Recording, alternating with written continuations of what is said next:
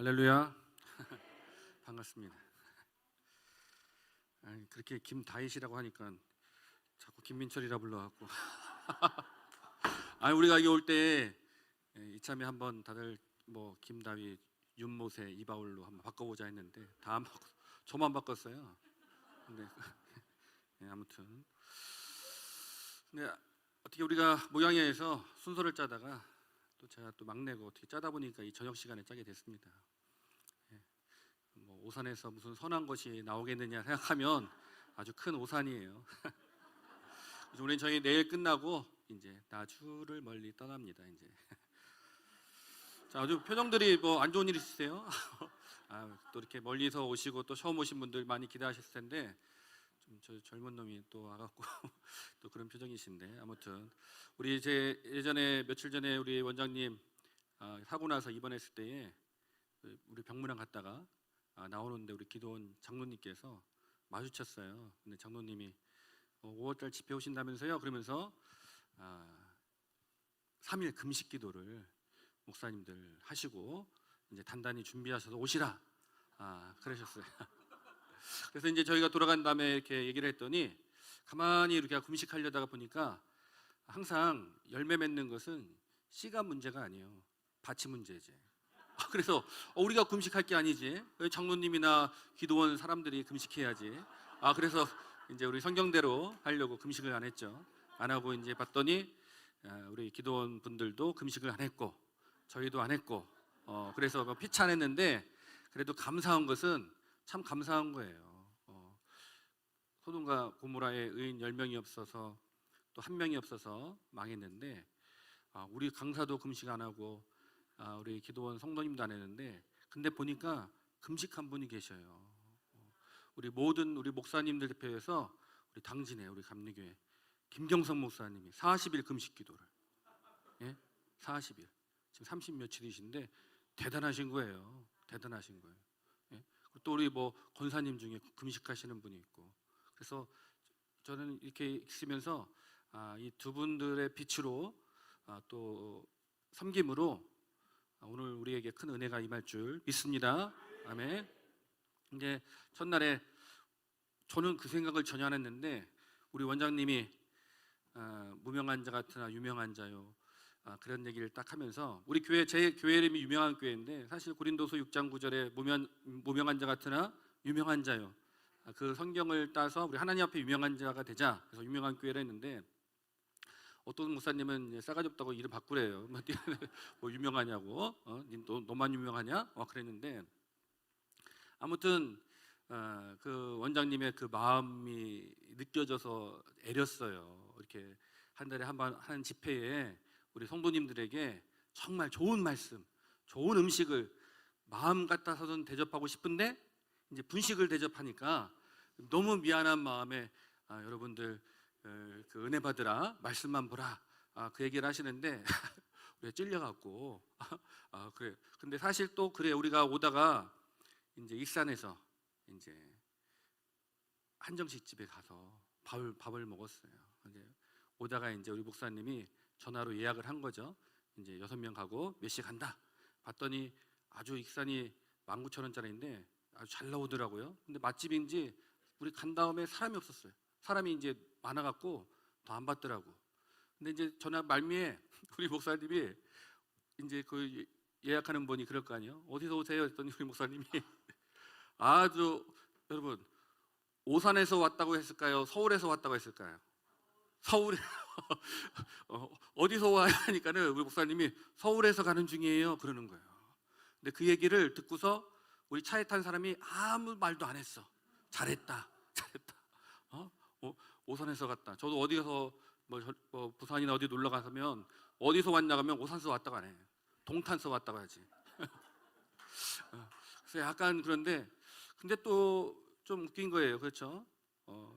오산에서 무슨 선한 것이 나올 수 있느냐 하면서도 원장님도 오산서 오셨고 앞에 찬양회 하신 분들도 다 오산서 오신 분들이고 그리고 이참에 말씀드리면 오산에는 비행장이 없다는 거 꼭 오산서 왔다면 비행장이 있냐고 평택에 있다는 걸 알아두시고 저는 첫날에 했던 우리 김인식 목사님 말씀 듣고서 어감이 좀 그런데 싸가지 있는 신앙이 되자, 싹과 가지가 있는 희망이 있는 사람이 되자라는 마음으로 저도 한번 제 자신을 되돌아보게 되었습니다.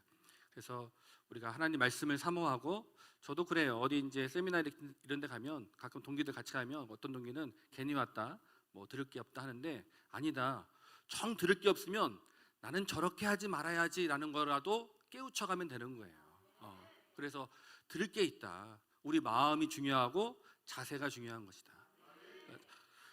우리 원장님이 이제 키가 좀 저보다가 한 35cm 작으셔서 뒤 발판을 놓았고, 이렇게 내가 이렇게 하는 거예요. 내가 버릇없이 이렇게 하는 게 아니라, 이것도 뺄 수도 없고, 또 빼면은 또 원장님 속 들어갈 거 아니에요. 이렇게 해서 어쩔 수 없이 이렇게 한다는 거 기분 나빠하지 마시고. 그래서 내일은 보니까는 말씀 끝나고 이렇게 떡과 수박을 주면서 잔치를 하고, 오늘이 어제 하고 오늘이 이제 안수기도 이렇게 마지막 날이라고 합니다. 그래서 저도 목회자지만 어디 가서 안수한다면 성도의 마음으로, 안수받는 자의 마음으로, 저 목사님을 통해서 하나님께서 내 병을 고쳐주시고 내 문제를 해결해 준다라는 사모함을 가지고서 안수를 받습니다. 저는 정말 그래요. 저나 우리 목사님들을 뭐 합리화시키는 게 아니라, 정말 물론 능력이 많은 사람도 하나님이 쓰시고 또 진실한 사람도 하나님이 쓰시지만, 진실하지 않고 하나님을 사랑하지 않는 사람들은 끝이 안 좋은 걸 보게 돼요. 결국 하나님을 사랑하고 하나님 앞에 진실한 주의 종들을 통해서 하나님께서는 복을 주실 줄 믿습니다. 그래서 사모하는 만큼 믿음대로 되는 거예요. 근데 성경에 보면 그냥 믿음의 반응을 하지 않고 고침받는 사람도 있습니다.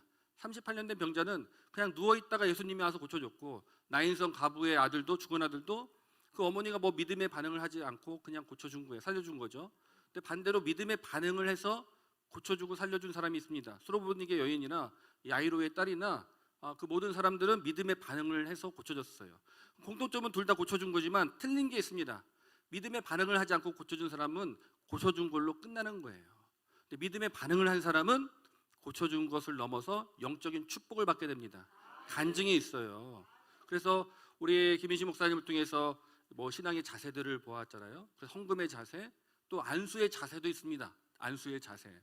그래서 어제 우리가 안수를 이렇게 하다 보니까 저는 이제 수요일마다 안수를 어르신분들과 아이들만 이렇게 해줍니다.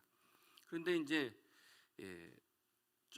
안수 이따가 찬송하고 기도하겠습니다 하면은 기본적인 거죠. 앞에 물병이나 이런 것들 잘 뚜껑 닫아놓고 정리하고, 그리고 이제 손을 모아 열심히 기도해야 되는 것이죠.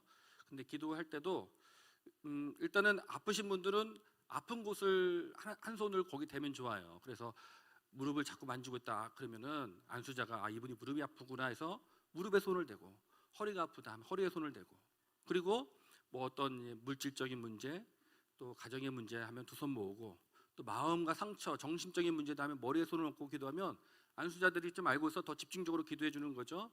그런데 절대 여러분 안수하다가 딴짓하거나 졸면 안 돼요. 그래서 어제 제가 중간쯤 갔는데 본인은 알겠지 누군지, 이분이 졸았나 이렇게 앞에 있어요. 내가 갔는데 놀란 거예요. 그래서 내가 더 놀랬잖아요. 그래서 이렇게 하는데 놀래갖고 놀래서 내가 놀랬어. 근데 제가 웃긴 걸 못 참아요. 이분이 놀라고 내가 놀랬잖아요. 웃었어. 나도 웃었어요. 근데 웃었는데 이것을 어떻게 모면하냐.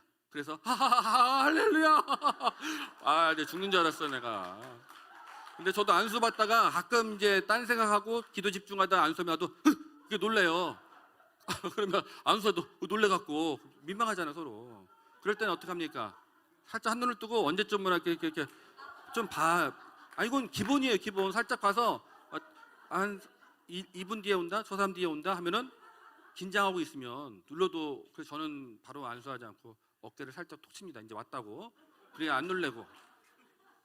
이게 실질적인 거예요. 그래서 그렇게 해서 안수를 또 받고, 그리고 여러분 항상 그런 것도 있으면 좋겠어요. 뭐 원장님한테 톡으로 이렇게 얘기를 하든지 해서, 특별히 집회 기간 중에 내가 어떤 받은 병고침이나 은혜나 응답 같은 거 있으면 적어서 이런 요번에 어떤 말씀에 내가 어떤 은혜를 받고 어떤 병이 치유받고 했습니다라는 반드시 감사와 간증이 있어야 돼요.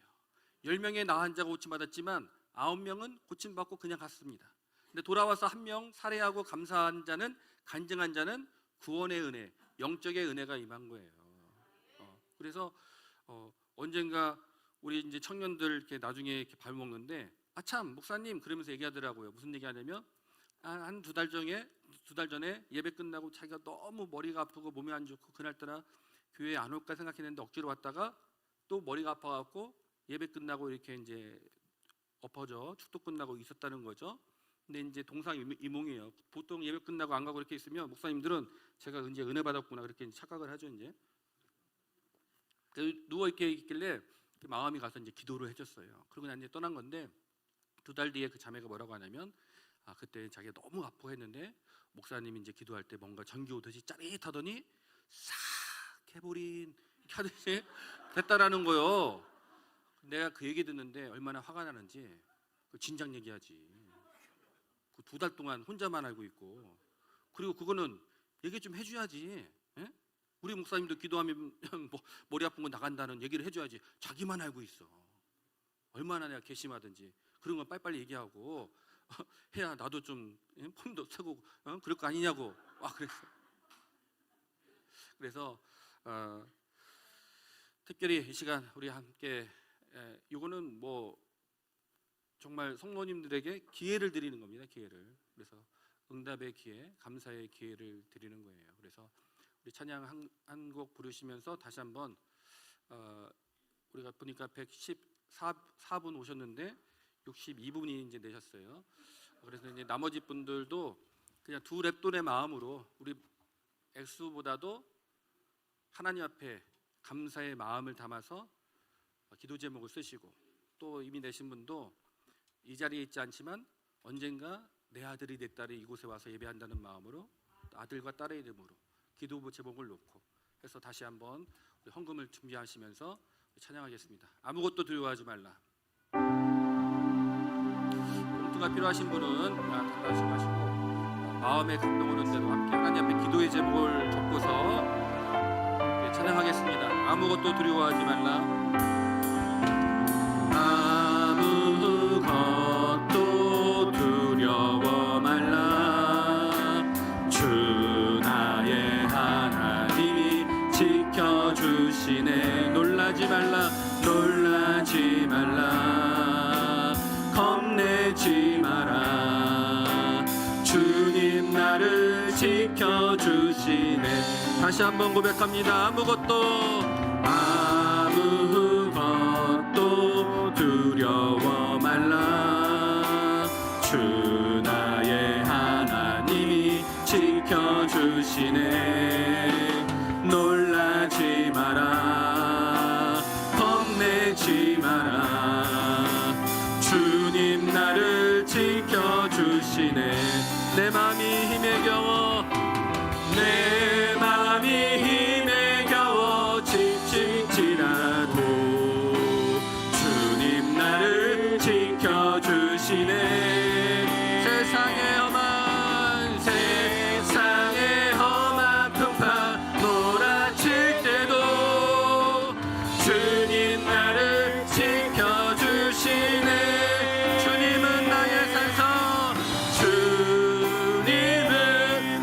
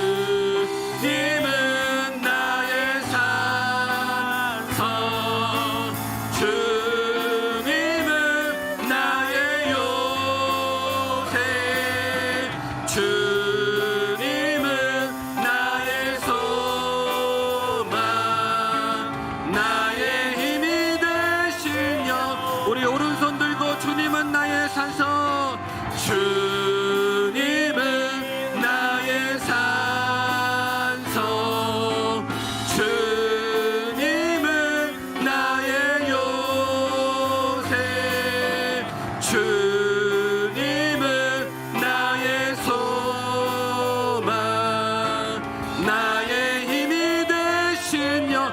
이 시간 우리 한 1분 동안 기도할 때에 혈루증 여인이 예수님의 옷만 만져도 고침받는다는 믿음으로 기도했을 때에 고침받았듯이 오늘 말씀을 통해서 성령이 내게 임하여 나의 모든 문제가 해결되고 내 안에 있는 모든 상처 아픔이 아버지 치유되고 회복되고 방황하고 헤매는 우리 자녀들이 돌아올 줄 믿습니다. 오늘 그 말씀이 나의 능력이 되게 해달라고 주여 한번 부르며 기도합니다.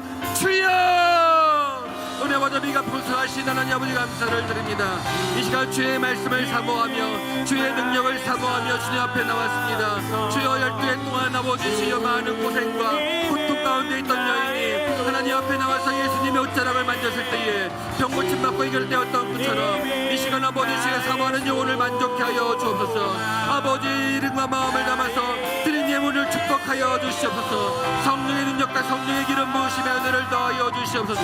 하나님의 말씀이 이 시간 임하게 도와주옵시고 예배를 방해하는 어둠의 세력과 더러운 귀신과 어둠의 영악한 영을 예수의 이름을 물러가게 도와주옵시고 성령께서 한 사람 한 사람을 붙잡아 주시옵소서. 치료하여 주시옵소서. 주여 말씀으로 임하여 주옵소서. 허물과 죄만의 유죄인이 주님 앞에 섰습니다. 주여 십자가 그들을 쓰여 주시옵시고 오직 하나님 말씀만 말씀이 되게 도와주시고 주님 홀로 영광 받아 주시옵소서. 성령의 기름 부으심의 은혜를 넣어 주시옵소서. 아버지 주여 주님 아니면 안 됩니다. 십자가 아니면 안 됩니다. 예수 아니면 안 됩니다. 갈급한 심령을 만족케 하여 주시고 해결하여 주시고 도와주시옵소서. 성령의 기름 부으심의 은혜를 성령의 능력의 은혜를 넣어 주시옵소서.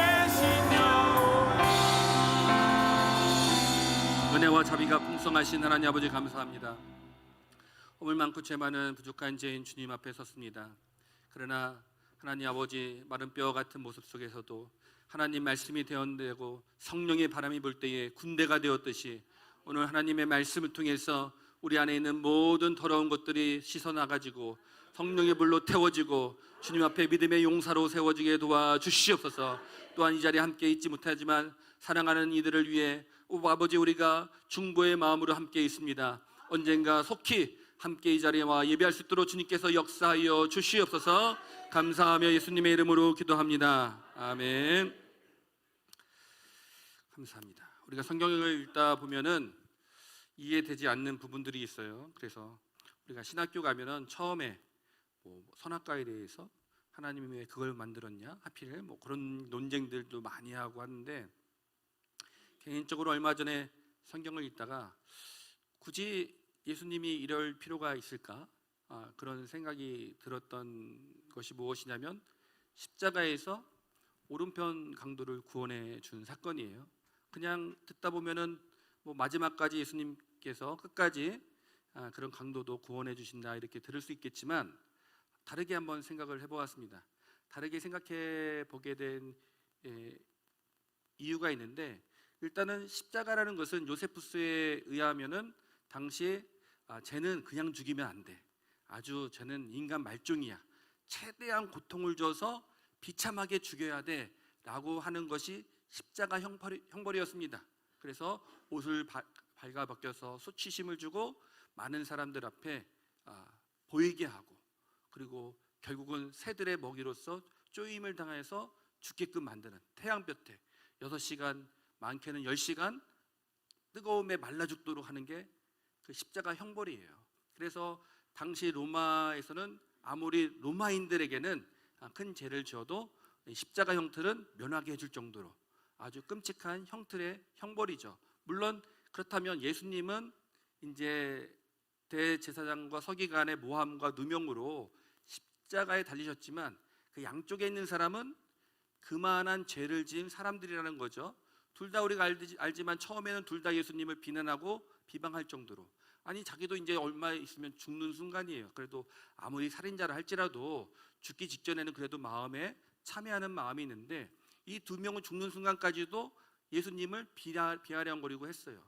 그러다가 마지막에 이제 오른편 강도가 주여 주님의 나라 임할 때에 나를 기억하소서 이 말을 했다는 거죠. 그랬더니 예수님이 오늘 네가 나와 함께 낙원에 있으리라 이 얘기를 하셔요. 그래서 어떻게 예수님이 이럴 수 있을까라는 생각이 드는 거죠. 드는 이유 그 사건이 무엇이었냐면 지금은 조금 잠잠하지만 2008년에 안산에서 조두순이 정가 18범이 8살 된 그 여아를 아주 비참하게 성폭행을 했습니다. 얼마나 했는지 이 아이는 평생 여자의 구실을 못한다고 합니다. 그래서 이 사람이 이제 만기 출소하고 나왔을 때에 안산에서 데모하고 일어난 일이 뭐였냐면 여기 못 살게 한다는 거예요. 다른 데로 가라는 거죠. 그래서 다른 데 가려고 하면 그 지역 사람들이 그걸 알고서 우리 동네 못 들어온다. 또 비슷한 사건이 있었죠. 수원 발바리 사건이라고 박병화. 그 사람이 결국 만기 출소해서 나오니까 화성으로 온다니까 화성시장이 또 시의원들이 삭발하면서까지 여기 못 들어온다. 여기 못 산다. 그럼 어디 가요? 그럼 수원 가면 수원서 못 산다고 하고 동탄 가면 동탄서 못 산다고 하고 난리를 친 거죠. 물론 특별히 여자아이 딸을 가진 아버지의 마음은 충분히 이해가 가죠. 그럴 수 있죠. 근데 만약에 여러분 안산시장이 인터뷰를 하면서 여러분 죄는 미워하되 사람은 미워하지 말라고 했습니다. 우리 조두순을 받아주시다 했다가는 그 사람 다음번에 떨어져요. 못 나옵니다. 심지어 목사님이라 할지라도 공개적으로 박병화를 용서해 줘야 됩니다. 다 죄인이고 구원받을 사람입니다. 조두순은 사랑해야 됩니다. 이렇게 설교해 보세요.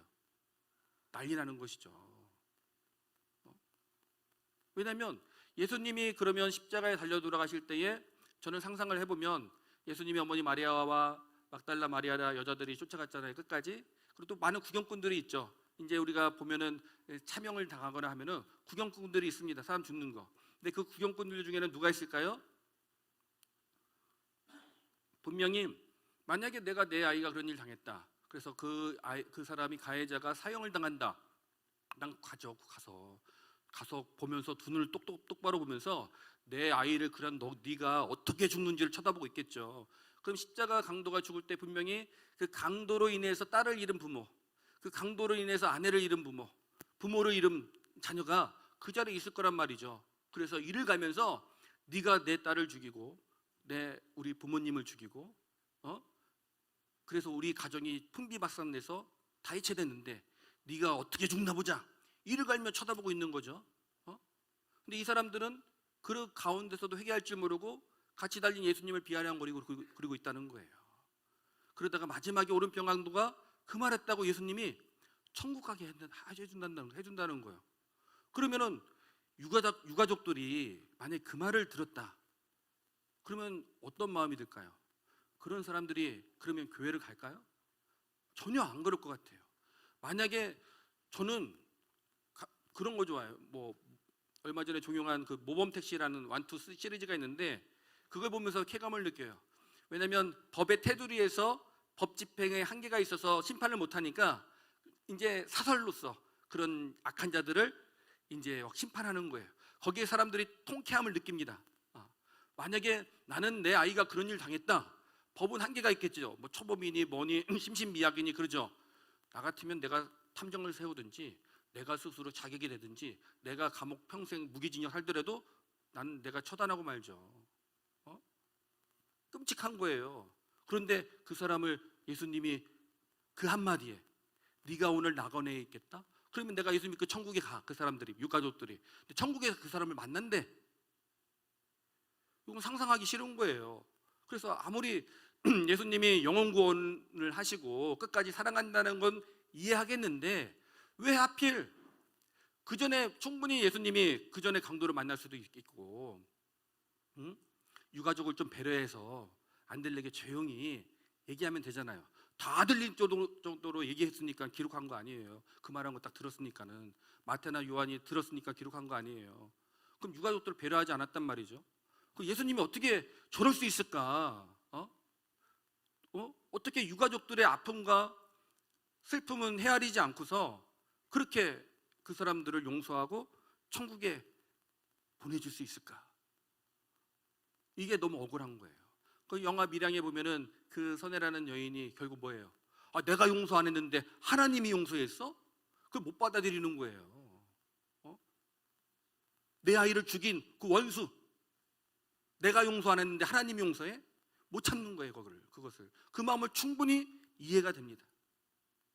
그래서 혼자 곰곰이 생각해 봤죠. 어떻게 저런 인간을, 저런 사람을 예수님이 용서할 수 있을까 해서 나름대로 신학적으로 이런 걸로 막 해봐도 그래도 답이 안 나와. 그래서 어느 순간에 고민하고 있다가 제가 답을 찾았어요. 그게 뭐냐면 처음에는 하나님께서 이렇게 말씀하시는 것 같아요. 야, 그러면 그 강도가 만약에 네 아들이라고 하면 어떨까? 그러면 약간은 좀 수긍이가, 그래, 내 아들, 그렇죠. 아무리 못나고 범죄를 저질렀고 해도 부모 마음이 그렇잖아요. 그래도 얘가 이렇게 살아서 심판받지만 천국에라도 가게 해주는 거 고맙잖아요. 그런데 그건 50%지만 그래도 가끔 보면은 끔찍한 범죄 저지른 사람 보면 부모가 그러잖아요. 쟤 내 아들 아니라 내 딸 아니라고 호적하라고. 그런 사람도 있잖아요. 너무 심해버리면. 그런데 하나님께서 생각으로 또 말씀하시는 것 같아요. 뭐냐면 그 강도가 너야. 너라고 한번 생각을 해봐 라는 것이죠. 그래서 아니 나라고 생각한다? 그러면 뭐 은혜죠. 은혜. 나라고 생각하면 내가 그 많은 심한 범죄를 저질렀어? 근데 내가 이제 죽어서 이제 마지막 순간에 그 말 한마디 했더니 주님께서 나를 용서해주고 나를 천국에 가게 해줬단 말이죠. 그게 나다. 그러면 수긍이 되더라고. 그건 나라고 하니까는. 그러면 이제 또 다른 질문이 제 안에 있는 거예요. 아무리 너무 비약적인 거 아니야? 아무리 그래도 그렇지 어떻게 그 강도가 나야? 제가 여러분이 그 십자가의 오른편 강도였습니다 그렇게 얘기하면은 우리 마음에 반발이 있죠. 아무리 목사님 그래도 내가 어떻게 그렇게 살인과 그런 이 끔찍한 범죄를 저지른 그런 죄의 질을 지은 사람과 나를 동일시합니까? 그 정도는 아니죠 라는 마음이 우리 안에 있다라는 거죠. 그런데 저는 그 예수님의 그 말씀에 동의를 했어요. 그래, 내가 십자가의 오른편 강도였구나. 네. 아멘 했어요? 어떻게 찔렸지? 예? 그래서 뭐 안 좋은 일 있으세요? 편하게 앉으세요. 다리 좀. 예? 믿거나 말거나 저는 중학교 졸업하고 원래 안양예고 가려고 그랬어요.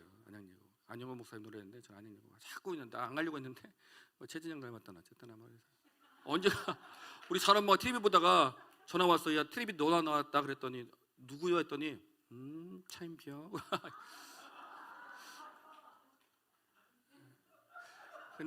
근데 그럴 때는 기분 좋은데 옛날에 이제 백석대에서 강의할 때는 학생들이 교수님 누구 닮았어요? 그래서 누구 했더니 추성훈 닮았대. 얼마나 승질 나는지 내가 추성훈은 바나나 사랑해.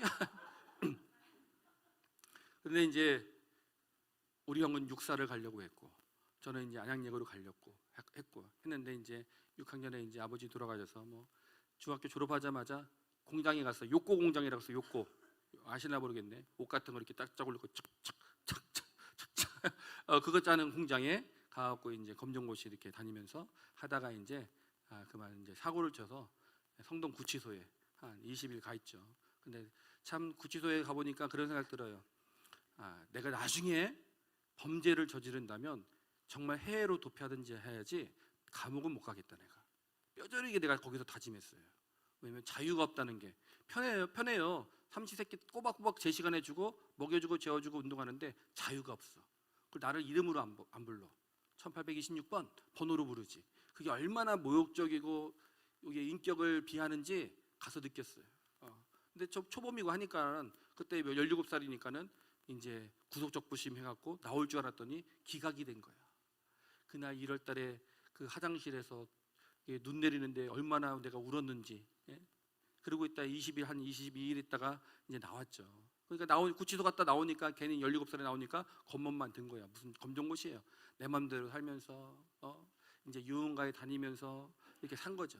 그러다가 이제 이태원에 가서 살면서 이제 18살, 17살 때 일찍 도박을 한 거예요. 그래서 앞다이 50. 지금 50이 뭐 얼마 안 되겠죠? 그러나 뭐 1988년, 89년도에 50이면 50만 원이라는 거예요. 아시면서 아무튼 앞다이 50에 이제 노름하고 게임하고, 그리고 맨날 이제 술을 마셔도 박정희가 그 좋아했다고 해서 스티븐 시갈이라고 그것만 마시고 아시는 분이 이렇게 많아. 이렇게 스티븐 시갈, 그걸 마시고 인생을 괴로워서 이렇게 살고 있었어요. 그러다 결정적으로 저 형님이 5살 위 형님이 있는데 형님이 이제 사고로 죽은 거예요. 그래갖고 야, 인생이 뭐가 이렇게 허무하냐, 이렇게 열심히 살려고 뭐하냐. 우리 형이 원래 지금 있는지 모르겠는데 미스 미스터라고 구두가 있어요. 거기 모델에 합격을 했었어요. 그래서 그 모델에 합격했지만 돈이 없어서 못 들어갔지. 원래 육사로 가려고 했는데, 근데 그때는 뭐 아버지 없고 그러면 육사도 못 가는 거예요. 그래서 공장 다니면서 이렇게 살다가 갑자기 24살 때 우리 형이 이제 죽게 된 거예요. 그래서 제가 이제 맨날 술 마시면서 이렇게 살다가 너무 살기 힘들어서 이제 죽으려고 이제 자살을 생각하다가, 중학교 때에 교회 다녔을 때에 자살하면 안 된다, 자살하면 안 된다. 그때는 그렇게 교육을 했어요. 자살하면 지옥 간다, 자살하면 지옥 간다. 그걸 그렇게 들어서 무슨 생각을 했냐면, 자살하려고 하다가도 야, 내가 여기서도 지옥같이 사는데 죽어서도 내가 좋은 데는 못 갈 것 같아. 그럼 너무 억울한 거야. 그래갖고 야, 그러면 그런데 살기는 싫고, 그래서 간접 자살을 택한 게 뭐냐면 내 몸을 스스로 확대한 거죠. 그래서 매일 술을 먹고, 근데 제가 술을 주량은 약해요. 한 500cc만 먹어도 취해요.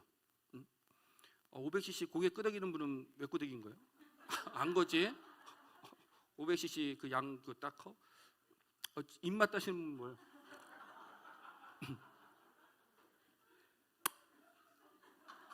손을 집는 분은 누구요? 도너츠.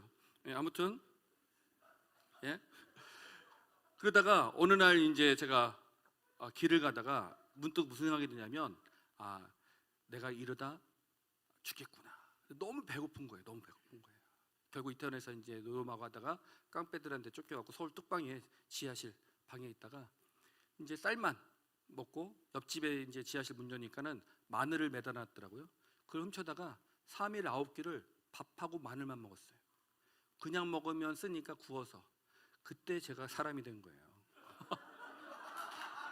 그래 먹다가 고기가 너무 먹고 싶은 거예요. 고기가 너무 먹고 싶어갖고 노가대를 하러 갔어요. 노가대. 난 노가대 하다 죽는 줄 알았어. 1층 그거 지게차 이거 뭐 뒤에 벽돌 넓고 2층 올라가는데 죽는 줄 알았어요. 대간이야. 그러다 그거 해서 5만 원 받아서 5천 원 수수료 떼고 4만 5천 원 가지고서 삼겹살 사 먹고, 그러다가 이제 길 가다가 무슨 생각이 드냐면, 내가 죽을 날이 가까웠구나 생각이 들었어요. 왜냐하면 그때 제가 어떤 병이 있었냐면, 이제 그 위가 빵꾸난 거죠. 그렇게 맨날 술을 먹고, 술을 안 먹으면 잠이 안 왔어요. 괴로워갖고. 너무 괴로워갖고 술 마시면서 자는 사람은 이해 가요. 그래서 맨날 술 마시고 이렇게 자는 남편들이 있으면 이렇게 술 먹고 자냐 하지 말고, 그렇게 해야만 잘 수밖에 없는 그 남자의 마음을 이해하라고 해도 이해 못하죠. 또 아무튼 그래서 내가 죽더라도 병명이나 알고 죽어야겠다 싶어하고 지나가다 내과가 있길래 들어갔어요. 내가 이런 게 있습니다 했더니 검사를 해야 되는데, 근데 이제 밥을 안 먹어야 된대. 그래서 어차피 나는 밥 안 먹었어요. 밥 안 먹고 살고 술과 그냥 치킨 이렇게 먹고 살고 그냥 이렇게 했는데, 검사를 하죠. 내시경. 근데 지금은 수면 그런 게 있었지만 그때는 뭐 있었는지 모르겠지만 수면 이걸 빨대로 하는 이렇게 쭉 손을 집어넣잖아요. 난 그거 하다 죽는 줄 알았어요. 집어넣는데 왜 가는데 어우. 그래서 찍고 나 보니까는 12장 궤양이 다 찢어지고 파열되고 이러다가 위암이 간다. 큰일 난다. 입원해야 된다. 이 증상이 뭐냐면, 술 많이 드신 분은 알겠지만 이렇게 누워 있으면 신물이 나옵니다. 신물이. 그래서 이렇게 누워서 못 자고 옆으로 자요. 그 신물 나오니까는 괴로우니까 또 술을 먹는 거야. 그 술김에 자고. 다음 날은 또 이 밥을 한 숟가락만 들면, 담배 많이 피신 분들 알잖아요. 라면 먹으면 갑자기 하잖아요, 그죠? 그런 것처럼 맨날 옥옥 가서 못 먹고. 그래서 위가 빵꾸 나니까는 한 수저만 먹어도 배부르고, 좀 있으면 배고프고, 이 정상 작동이 안 되는 거예요. 그래서 이제 희귀복능이라고, 내가 죽어도 시골 가서 죽어야겠다. 제 고향이 충남 청양인데 거기 갖고 이제 거기 있다가 이제 죽으면 이제 죽어야겠다. 그때가 한 22살 때였어요. 22살 때. 그래서 이제 거기 가서 살면서 맨날 친구들이랑 술 마시러 다니고, 그리고 이제 작은 집이 얹혀 사니까 작은 아버지가 이제 집사님이었어요. 그러니까 눈치 보이니까 주일날 교회 가고. 근데 참 그 교회 목사님이 정상감리교회 김기재 목사님이었는데 감사한 게 딱 보면 술 먹고 교회 온 거 알잖아요. 22살짜리가. 그래서 한 번도 너 교회 오는데 왜 술 먹어? 술 먹고 교회 오지 마. 그 얘기를 안 했어요. 왜냐면 그런 아이들은 남아있는 게 자존심이거든. 근데 만약에 그 목사님 그런 말 했다면 교회를 안 가죠, 내가. 그런데 그냥 뿜어졌어요. 술 먹고 와도. 그래서 이제 술 먹고 다니는 거예요. 그러다가 어느 순간에 이제 또 죽는다고 하니까는 두려운 거죠, 두려워. 낮에도 문 걸어 잠그고 누가 올까봐 무서워서 두려움 속에. 그래서 그날도 술에 취해서 낮에 문 잠그고 자는데 누가 다 나왔다 그래요. 그래서 술김에 내가 아유 감사합니다 하고 이렇게 깼어요. 그리고 그날 저녁에 이제 작은 집에 가서 밥을 먹는데 밥 먹다가 작은 엄마가 그러는 거예요. 웬일이냐 민철아? 네가 밥 한 고기를 다 먹고? 왜냐면 밥 먹을 때 보면 맨날 한 숟가락 뜨면 으악 하고 못 먹고 한 숟가락 헛 빼부르고 그랬는데 한 고기를 다 먹는 거예요. 다 먹으면서 내가 느낀 거예요.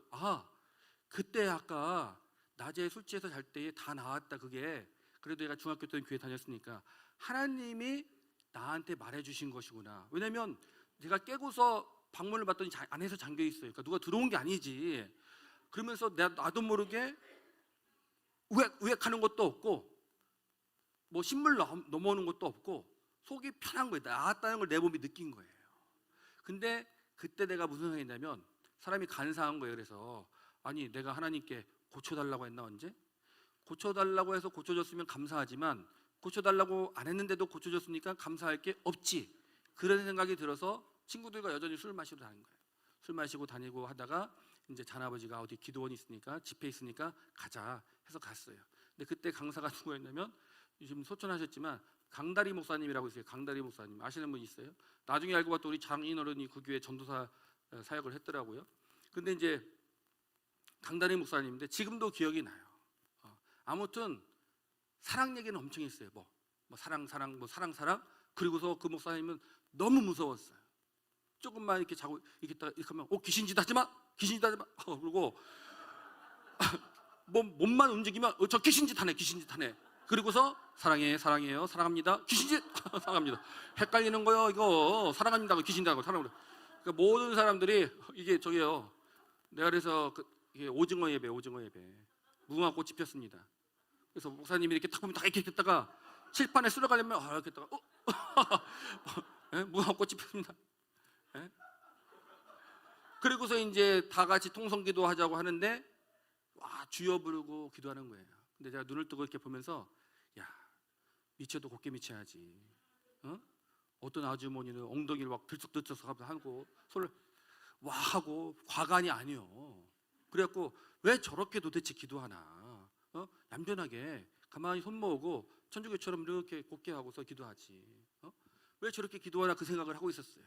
그러다가 문득 순간에 그래도 내가 여기 왔으니까 저 사람들 한번 흉내나 내야지라는 마음이 들었어요. 그래서 나도 모르게 그냥 치여 하길래 따라하려고 그냥 치여 이렇게 해봤어요. 그래서 치여 했는데 순간 뭐가 내 마음속에 보였냐면 내 모습이 보이는 거예요. 어떤 모습이냐? 며칠 전에 내가 친구들이랑 술 마시며 가면서 이제 그 얘기를 했어요. 그러니까 친구들이 너 몸은 어떠냐 해갖고 그 며칠 전에 있었던 그 사건을 얘기했죠. 다 나았다 이라는 음성 듣고 하나님이 나의 몸을 고쳐줬다. 그 얘기를 쭉 한 것이 생각이 나는 거예요. 그 생각이 나면서 무슨 생각이 드냐면 내가 그 친구들한테 그 얘기를 함으로 말미암아 나는 예수 안 믿고 죽어 지옥 가는 건 괜찮은데 그 친구들은 무슨 생각을 하겠어요? 하나님 살아계셔도 별거 없네. 교회 다녀도 별거 없네. 저렇게 술 마시고 똑같이 다니니까 그럼 걔네들은 교회 갈 생각을 아예 안 하는 거 아니에요. 그러니까 순간 내가 예수님께 미안하더라고. 예수님 죄송합니다.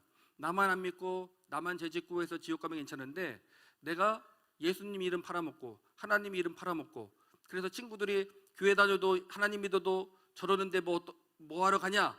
그래서 쟤네들은 아예 하나님 믿을 기회를 상실해버린 거 아니에요.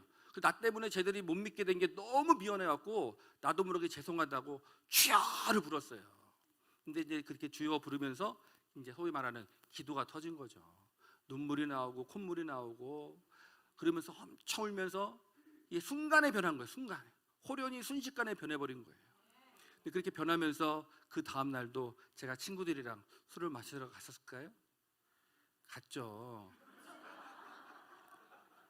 왜 갔냐? 만회하려고. 가면서 친구들한테 얘기하는 거예요. 미안하다. 내가 교회 다니면서 하나님 이름 얘기하면서 살아계시다고 얘기하면서 너희들한테 이런 모습 보여줘서 미안하다. 그런데 내 모습 보지 말고 하나님은 분명히 살아계시다. 그 얘기를 쭉 한 거죠. 그랬더니 친구들이 이제 술맛 떨어진다고 안 부르는 거예요. 그다음부터.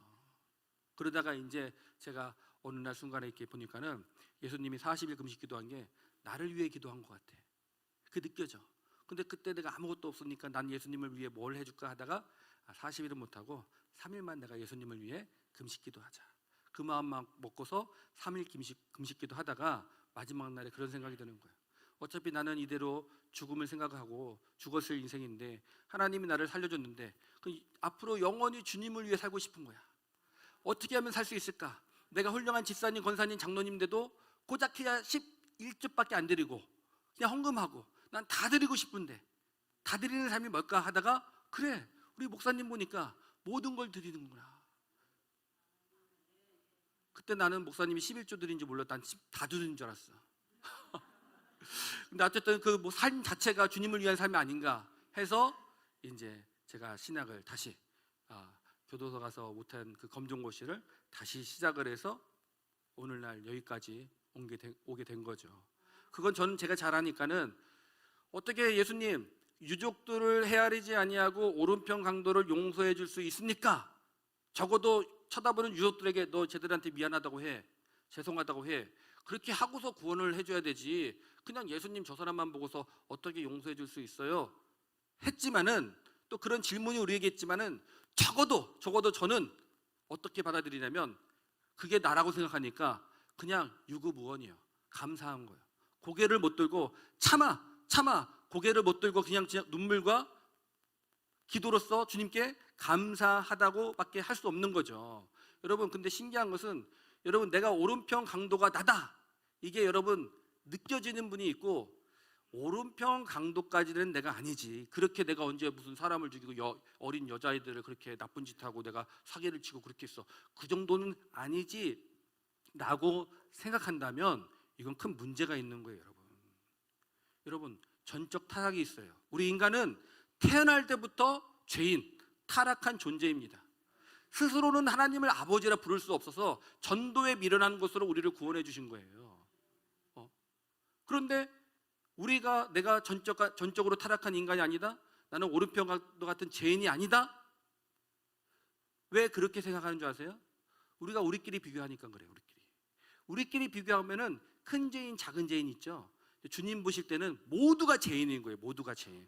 똑같이 지옥 갈 죄인인 거예요. 쟤는 나보다 더 죄를 많이 졌고, 맞아요. 나는 쟤보다 죄를 덜 지을 수는 있지만 저 사람의 죄나 내 죄나 지옥 갈 죄라는 거예요. 이것이 복음의 원리입니다. 그 신앙의 출발은 내가 얼마나 큰 죄인인가 그것을 인정하는 거예요. 그래서 바울은 예수님 안 믿는 것도 죄인데 내가 감히 예수님 믿는 사람들을 핍박하고 죽이려고 했어? 이걸 나중에 알고서 뭐예요? 나는 주님께 빚진 자다. 그래서 로마서 1장 14절에 이렇게 바울은 고백을 합니다. 내가 헬라인이나 야만인이나 지혜 있는 자나 어린 썩은 자에게 다 내가 빚진 자다. 가만히 보면은 뭐 헬라인, 이방인, 뭐 지혜인, 똑똑한 사람, 모자란 사람에게 빚진 자다. 여기까지는 동의하지만 여기서 야만인이라는 것은 우리가 흔히 끔찍한 범죄를 저지른 사람한테 뭐라고 합니까? 저건 인간이 아니야. 인간의 탈을 쓴 짐승이야 그러잖아요. 그런 사람이 야만인이에요. 그런데 바울은 이렇게 얘기하는 거예요. 그 오른편 강도도 나는 빚진 자다. 그렇게 얘기를 하는 거예요. 이 신앙의 고백이 있느냐 이거죠. 정말 우리는 뉴스 보면은 끔찍한 범죄를 저지른 사람이 있습니다. 그럼 여러분 우리가 분노하고 막 화를 내잖아요. 근데 한편으로는 무슨 생각 들어냐면 그 사람한테까지도 우리는 빚진 마음이 들어야 돼요. 여기까지 안 드니까는 우리가 뭐예요? 자꾸 우리 마음속에 의로움이 나타나는 거예요. 자기를 내세우는 거예요. 철저히 나는 죄인인가 이것을 인정하는가. 그래서 제가 존경하는 목사님 중에 선한 목자교회 유기선 목사님, 감리교 목사님이시죠. 그 목사님의 말씀의 핵심이 뭡니까? 나는 죽고 예수로 산다. 내가 죽어주는 게 쉽지가 않죠. 근데 인격적으로 그냥 죽으려고 하면은 안 죽어져요. 안 변해요. 정말 예수님 앞에 나는 죄인임을 믿는가? 어떤 죄인? 지옥 갈 죄인. 오른편 강도보다 더 심했던 죄인이라고 나는 고백할 수가 있는가? 그래서 바울이 나는 죄인 중에 괴수다. 그냥 바울은 멋지게 그냥 포장해서 내가 그만큼 잘못 살았어 이렇게 말하려고 한 게 아니라 그의 철저한 고백이에요. 죄인 중에 괴수다. 그래서 여기서 누가 죄를 제일 많이 지었어 하면은 저요, 나보다 죄를 지은 사람이 있어? 이렇게 나와야 돼. 근데 못 나오냐? 왜 사람이 못 나오는지 아세요? 죄를 도덕적인 죄로 생각하니까 그래요. 뭐 교통법규나 살인이나 뭐 사기나 이런 정도로 죄를 평가하니까는 쟤는 죄인이고 난 아니다 이렇게 생각하는데, 가장 큰 죄는 뭐예요? 하나님을 아버지라 부르지 않는 죄예요. 하나님을 떠난 거예요. 그래서 우리가 어떤 자예요? 본질상 진노의 자녀였다. 진노의 자녀. 그런데 그런 죄인인 내가 구원을 받았다. 그 신앙의 출발은 구원의 감격에서 출발하는 거예요. 나 같은 죄인이 구원함 받은가? 나 같은 죄인이 용서함 받아서 주 앞에 옳담 얻음은, 그 나 같은 죄인이 주 앞에 옳담, 야, 천국에 합격시켜줬어. 옳게 여겨줬어. 이건 상상할 수가 없는 거예요. 이거는 아무리 재벌 회장이 돈이 많아도 들어갈 수가 없었어요. 똑똑하고 블랙홀을 연구했다고 해서 천국에 갈 수가 없어요. 이건 하나님이 은혜를 주셔야 돼요. 은혜. 너희가 그 은혜로 인하여 믿음으로 말미암아 구원을 얻었나니, 믿음이지만 하나님이 은혜를 주셔야 돼요.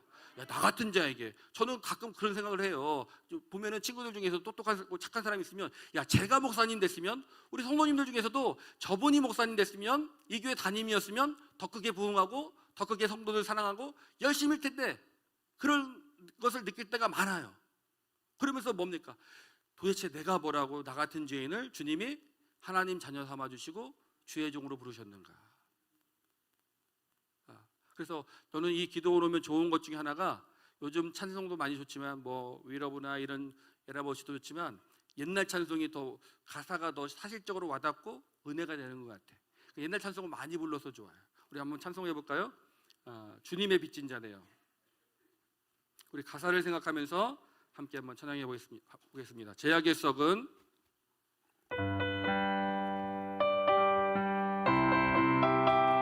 박수하며 찬양합니다. 죄악의 썩은 내 욕심을 주님이 쓰시려 했네.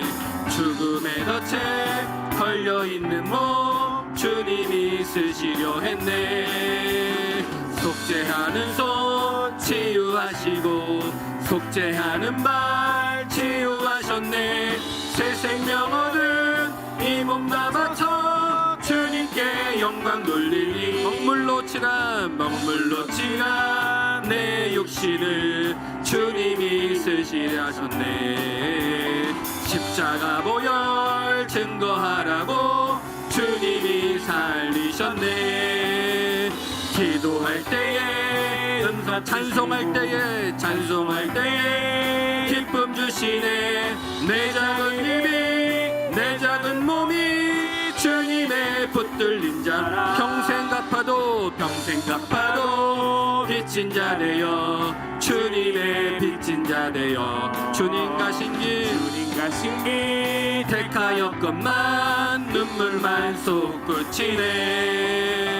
생명 주시니 주님이 능력 주시니 주님이시라. 말씀 전하여 복음 전하여 주님의 빛을 갚으리. 아멘. 감사합니다. 저는 기도 올 때마다 우리 도훈이 보면 참 감사해요. 몇 년 전만 해도 저 2층에서 저랑 같이 말씀 중에 게임 보면서 게임하고 그랬던 애가 언제 이렇게 드럼을 치고 21살 군대 준비한대요. 그래서 군대 가고 싶냐 했더니 안 가면 잔땡이죠.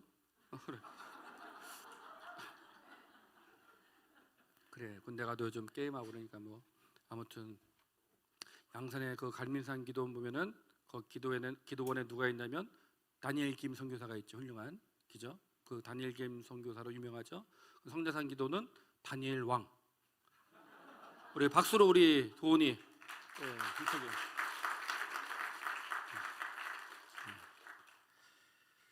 성도는 빚진 자로 사는 거예요. 죄 용서받은 빚진 자로 사는 것이죠. 그 예수 믿으면 가장 큰 축복이 무엇입니까? 재용서의 은혜, 재용서. 그 재용서를 받았다는 것은 영생을 약속받았다는 것이죠. 그래서 반대로 가만히 생각해 보면 마귀가 가장 방해하고 하지 못하게 하는 게 재용서 못 받게 하는 거예요. 재용서. 그래서 회개하지 못하게. 네가 왜 죄인이야? 그 현대 문명으로 갈수록 자꾸 사람이 먼저다, 사람이 우선이다, 인본주의로 가는 거예요. 그래서 점점 갈수록 여러분 원색적인 것 같지만 예수 천국 불신 지옥 당연한 말이죠. 근데 이 말하면은 예의 없는 말, 매너 없는 말이라고 해요. 사람을 자꾸 신격화합니다. 그러나 그래서 하는 게 뭐예요? 죄 용서 못 받게. 이것도 안 되면 중요한 것은 근데 우리가 이것을 이기고 내가 죄인임을 인정해. 그래서 주님 앞에 회개하고 구원의 은혜를 받았어. 근데 여기로 또 사탄은 끝나지 않아요. 저마귀 지옥 갈 때 너도 가겠구나. 자꾸 끌고 가려고 합니다. 무엇으로? 죄 용서는 우리가 인정하는데 여기에 무슨 함정이 있냐면 죄책감으로 살게. 죄책감. 아니면 죄를 너무 가볍게 여겨. 구원파처럼. 이미 용서받았으니까 회개할 필요 없다라는 식으로 구원파는 죄 용서를 이상하게 변질시켜 버려요. 그런 방법도 있고 아니면 너무 죄에 대해서 무게를 줘요. 무게. 그래서 진리를 알지니 진리가 너희를 자유케 한다고 했는데 죄 용서받았으면 세상에 있는 새가 올무를 놓인같이 자유를 얻고 날아야 되는데 그렇지 못해. 죄책감 속에 살아. 그래서 가끔 성도들 중에 그런 말 하는 분이 있어요. 목사님 내가 예전에 분명히 어떤 죄를 져서 회개했는데 또 생각이 난다 하면서 또 회개해야 되냐를 또 물어봐요. 그러면 저는 그렇게 얘기를 해요. 일단은 우리 인간의 감정을 이해하게 된다. 몸에 상처가 나면 아무로도 흉터는 남듯이 우리가 회개했다고 해서 기억에서 사라지는 건 아니에요. 그 기억은 난다. 그럴 땐 뭐가 필요해요? 죄 용서는 우리의 감정으로 받는 게 아니에요.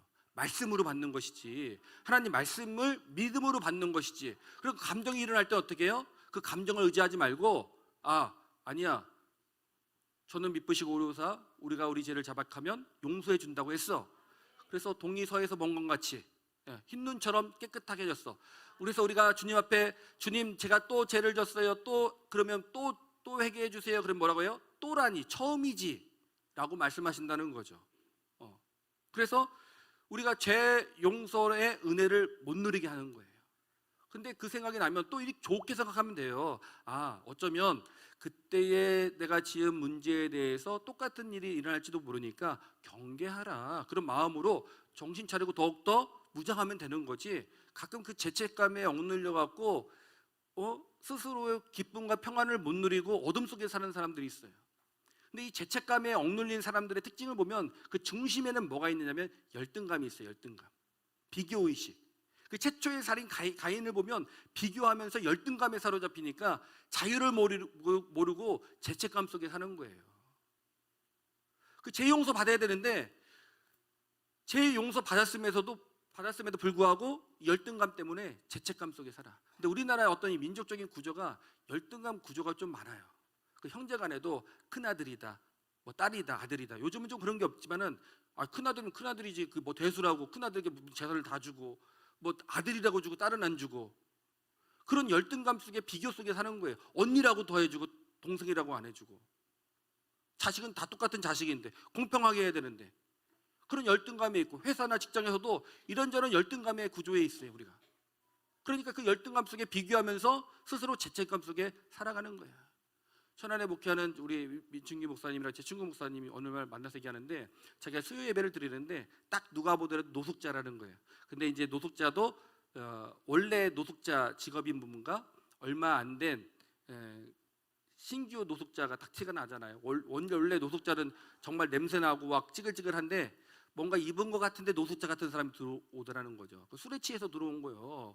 근데 이 사람이 우리가 설교할 때도 질문으로 던지지만 답하지 말라는 그런 말들이 있잖아요. 예수님이 우리의 죄를 위해 죽으신다 며칠 만에 나셨습니까?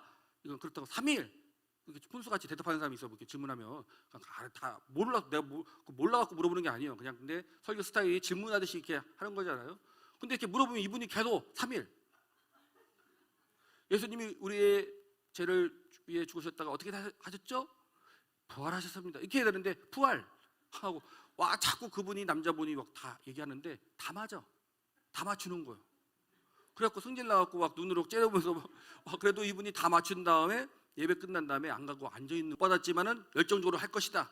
그래서 이제 부모의 사랑을 어렸을 때 못 받고 자는 사람은 그런 계획들을 짜잖아요. 내가 결혼하면 이런 결혼을 꿈꾸고 아이들을 이렇게 키우고 하는데 사실 내 마음대로 안 돼 얘기해요. 목회도 마찬가지입니다. 그러면 우리가 낙심할 때가 있잖아요. 그때는 뭐를 다시 한번 우리가 점검해야 되냐면 소명의식을 점검해야 돼요. 그래서 나는 왜 이렇게 목회가 안 될까? 저번에도 그랬지만은 저는 우리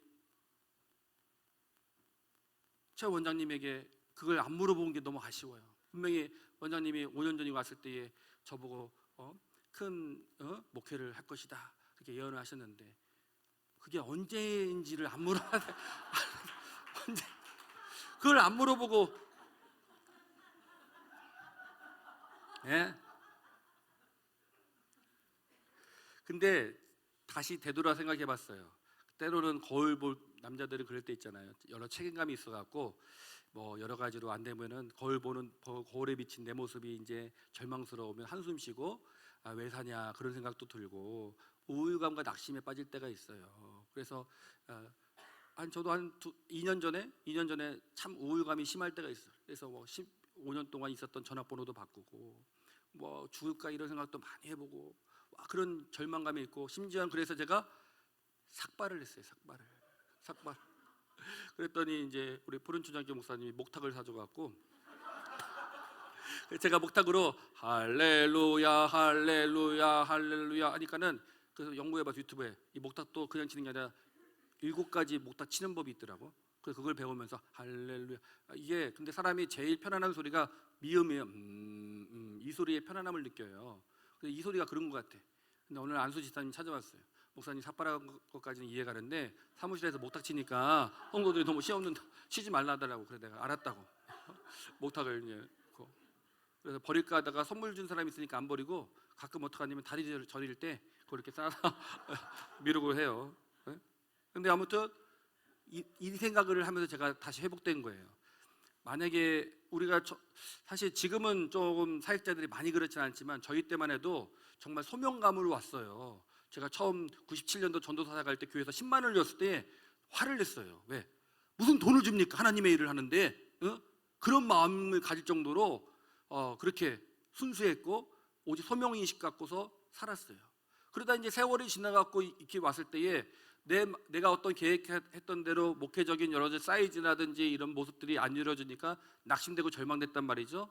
근데 하나님께서 만약에 그때 20년 전에 하나님께서 저를 부르실 때에 내가 구원의 은혜에 감사해서 이제 목회를 신학을 결정한 거 아니에요? 갔을 때 하나님께서 너 근데 단 조건이 있어. 나중에 너 목회하면은 20년 뒤에 지금의 상황 같은 거 하나님이 알려주셨다. 예수님이. 그러면 그때 제가 그래도 했을까요? 안 했을까요? 했어요. 왜? 그때 가장 불렀던 찬양이 제 비밀번호가 035 얼른 잊어버려요. 3호인데 3호 355장 부름받아 나선 이번 악어고자 빈들에도 가을이다. 그거 불면서 엄청 울었어요. 그래서 저는 기도원에 가서 은혜 받고 기도원에서 소명 받고 온 사람이에요. 그래서 여기 청년들 있잖아요. 기도원에서 열심히 봉사하고 사역하면 하나님께서 때가 되면 길을 열어주십니다. 맨날 운전하면서 다녔어요. 예산에서. 그래서 만약에 그 20년 전에 25년 전에 하나님께서 저에게 너 나의 길 가려 하냐 할 때에 제가 이해했단 말이죠. 근데 조건이 있어. 20년 30년 뒤에 지금의 상황처럼 뭐 성도도 그렇고 교회도 그렇고 이런 어려움이 있을 거야. 그래도 갈래? 했다고 한들 그때 제가 그러면 못 가죠. 그러면 내가 뭐 하러 가요? 그랬을까요? 아니에요. 더 심한 거 했어도 저는 그때 분명히 간다고 했을 거예요. 근데 왜 그때는 간다고 했을 거라면서 지금 막상 그러니까는 왜 힘들다고 하냐. 여러분 성도님들도 마찬가지예요. 처음에 구원의 은혜를 주셨을 때에 어떤 마음이 가졌습니까? 비록 내가 선교사, 목회자, 사모는 아니더라도 그런 마음으로 평생 주의 일을 하겠다고 다짐했잖아요. 근데 막상 살아보니까는 내가 예수 믿으면 그렸던 그림대로 안 됐어. 근데 처음에 여러분 구원의 은혜를 주실 때에 그 그림을 얘기하면서 그래도 너 나 믿을래? 했다고 하시면 그러면 안 믿죠. 내가 그랬을 거예요 여러분? 아니라는 거죠. 여러분 생명이 얼마나 귀합니까? 제가 만약에 있는 우리 왕지사님에게 제가 10억을 준다. 10억을 반응을 안 해요. 10억 껌값이요? 10억. 우리 성자사는 10억을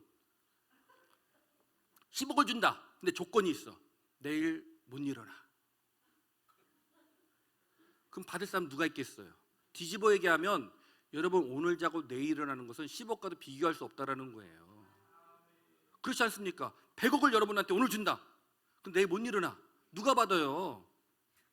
아무리 재산이 많다 한들 오늘 밤 네 영혼이 떠나면 그것이 네 것이 되겠느냐. 그래도 내가 오늘 갑자기 죽는다 할 때에 내 유산 받는 사람을 여러분 상속 순위가 있을 거 아니에요. 딱 생각해 보세요. 그래도 오늘 내가 죽는다가도 속변한 사람이 있어. 괜찮다 하는 사람이 있지만 억울한 사람이 있을걸? 내가 죽으면 1순위가 남편이야. 미쳤지. 내가 그 남자 내가 죽으면 바로 차부터 바꿀걸? 하면서 막 승질나는 분들이 있잖아요. 억울한 분들이 있잖아요. 한번 지금 딱 생각해. 내가 죽어서 내 유산 1순위 여러분 누굽니까? 그 사람이 다 가진다 할 때 괜찮아 이렇게 되십니까? 아니면 그러면 안 되지 하는 마음이 듭니까? 어쨌든지 간에 여러분 너무 깊게 생각하지 마시고 아무튼 오늘 자고 내일 일어나는 것이 10억 100억보다 더 위대한 일이라는 거예요. 마태복음 19장 16절 21절에 보면은 부자 청년이 나옵니다. 근데 이 사람은 부자고 청년이에요. 근데 누가복음 18장에는 이 사람을 또 뭐라고 하냐면 관원이라고 합니다.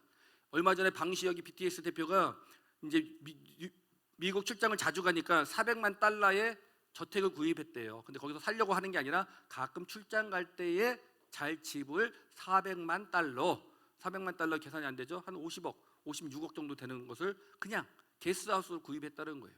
근데 그 젊은 사람들이 얼마나 돈이 많이 법니까? 부자 청년. 뭐 손흥민도 주급이 3억인가 그렇던데 일주일에 3억인가 4억이 번다고 하는데 근데 아무리 부자 청년 될 수 있어도요 관원까지는 못해요. 국회의원까지는 못해요. 사실 하기가 어려워요. 근데 이 사람은 그러면 부자에다가 청년이었다가 국회의원까지 해. 이런 사람을 오늘날 뭐라고 합니까? 완소남, 완전 소중한 남자라고 해요. 네? 왕간다 아세요? 왕간다? 왕간다? 오빠 차 있어? 집 어디야? 네? 모르네.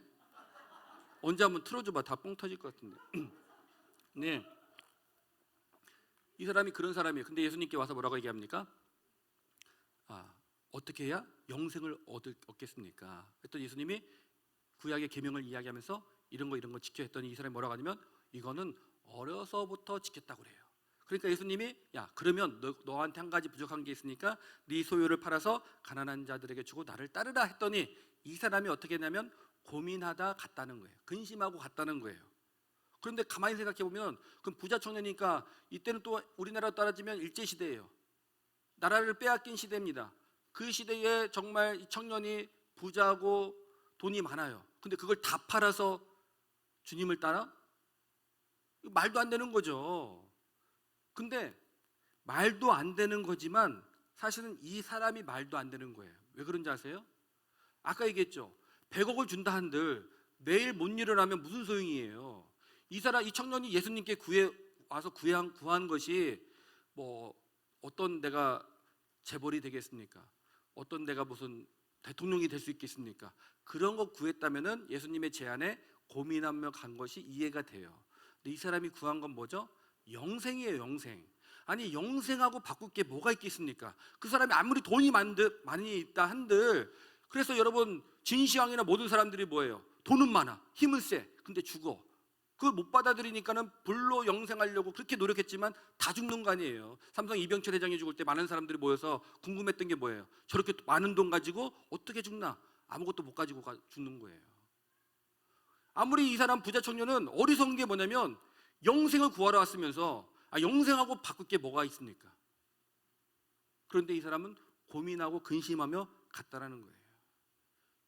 살다 보면 우리가 안 될 때 있지만은 어려울 때 있지만은 내가 받은 구원이 얼마나 큰가를 생각해 봐야 돼요. 제가 예전에 10년 전에 이스라엘 갔을 때에 한번 한 달 동안 있으면서 트램을 탔습니다.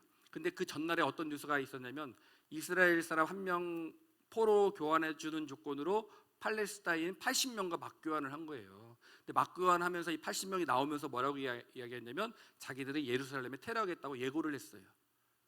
근데 이제 그게 다 히브리어로 나왔으니까 난 그 시사를 모르죠. 못 읽고서. 알렙 벳김무 달렙 이것까지 모르니까는 그 트램을 타고 딱 가는데 여기 아닌데 중간에 쓴 거예요. 중간에. 그러더니 갑자기 그 특공대원들이 완전 무장한 사람들이 들어오더니 우리 보고 발을 들으라고 하더니 그 전파 탐지기 동그란 거 있잖아요. 폭탄 그거를 내 발 들으라고 하더니 밑을 취해.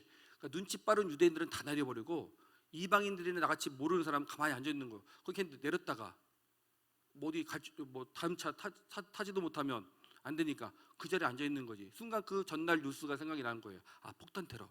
그러면은 이 세상에서 가장 정보력이 빠른 나라가 이 모사드 이스라엘 첩보원들인데 얘네들이 괜히 내가 탄 트램 이 칸만 들어와서 탐지는 하지 않았을 거 아니에요. 뭔가 정보가 있으니까는 와서 한 거 아니에요. 순간 무슨 생각이 드냐면 아, 폭탄이 있구나. 내 탄 칸에 그럼 터지겠구나 생각해 보는 거죠. 터지면 이게 한 번에 죽어야 되는데 만약에 팔 떨어지고 다리 떨어졌는데 숨이 붙어 있어. 아, 그러면 이거 얼마나 괴로울까. 그 생각도 들면서 순간 무슨 생각이 드냐면 그래, 내가 죽어. 이렇게 죽어. 그럼 나는 어디 가지? 천국 갈까 지옥 갈까? 그 생각이 쑥 드는 거예요. 근데 순간 무슨 생각이 드냐면 천국 간 자신이 없는 거예요. 왜냐면 그 당시 제가 거기 갔을 때는 목회적인 타진 속에서 거기를 간 거예요. 그러다 보니까 여러 가지 심적으로 마음적으로 탈진한 상태에서 거기 있다가 죽는다 생각하니까 순간 무슨 생각이 드냐면 내가 죽으면 천국 갈까? 죽음이 갑자기 두려워지기 시작한 거예요. 그런 순간이 생각이 들 때가 있습니다, 여러분. 그때는 어떻게 해야 되는 줄 아세요? 그때는 우리의 이성을 사용해야 되는 거예요. 차근히 제 마음을 생각해 봤습니다. 무슨 생각을 했냐면 자, 성경 구원은 말씀으로 구원받는 거야. 성경에 뭐라고 써 있지? 누구든지 주의 이름을 시인하는 자는 주의 이름을 부르는 자는 구원을 얻는다고 했어. 네가 입으로 시인하여 마음에 이르고 구원을 얻는다고 그랬어. 마음으로 믿어 의에 이르고 구원을 얻는다고 했어. 그래서 내가 해봤어요. 나는 죄인입니다. 예수님이 나의 죄를 위해 죽으셨고 구원하심을 나는 믿습니다. 난 이 고백이 해. 이 고백이 자연스러워. 이 고백이 믿어져. 그럼 나는 하나님의 자녀 된 거야. 천국 간 거야. 그 두려움 속에서는 감정을 의지하지 말고 그 고백을 했어요. 그 고백을 하니까 좀 있다가 마음이 평안해지는 거예요. 그래, 내가 간다고 해서 가는 게 아니고 못 간다고 해서 못 가는 게 아니라 하나님이 나를 택해줘야 가는 거니까 나는 가는 거야. 이렇게 마음 먹었어요. 그 마음 먹으니까는 자유함이 와요. 근데 이제 죽는다고 생각하니까 그럼 기도했어요. 얼른 교회를 위해서 또 자녀들을 위해서 이제 이런 기도하고 죽을 준비를 하고 있었죠.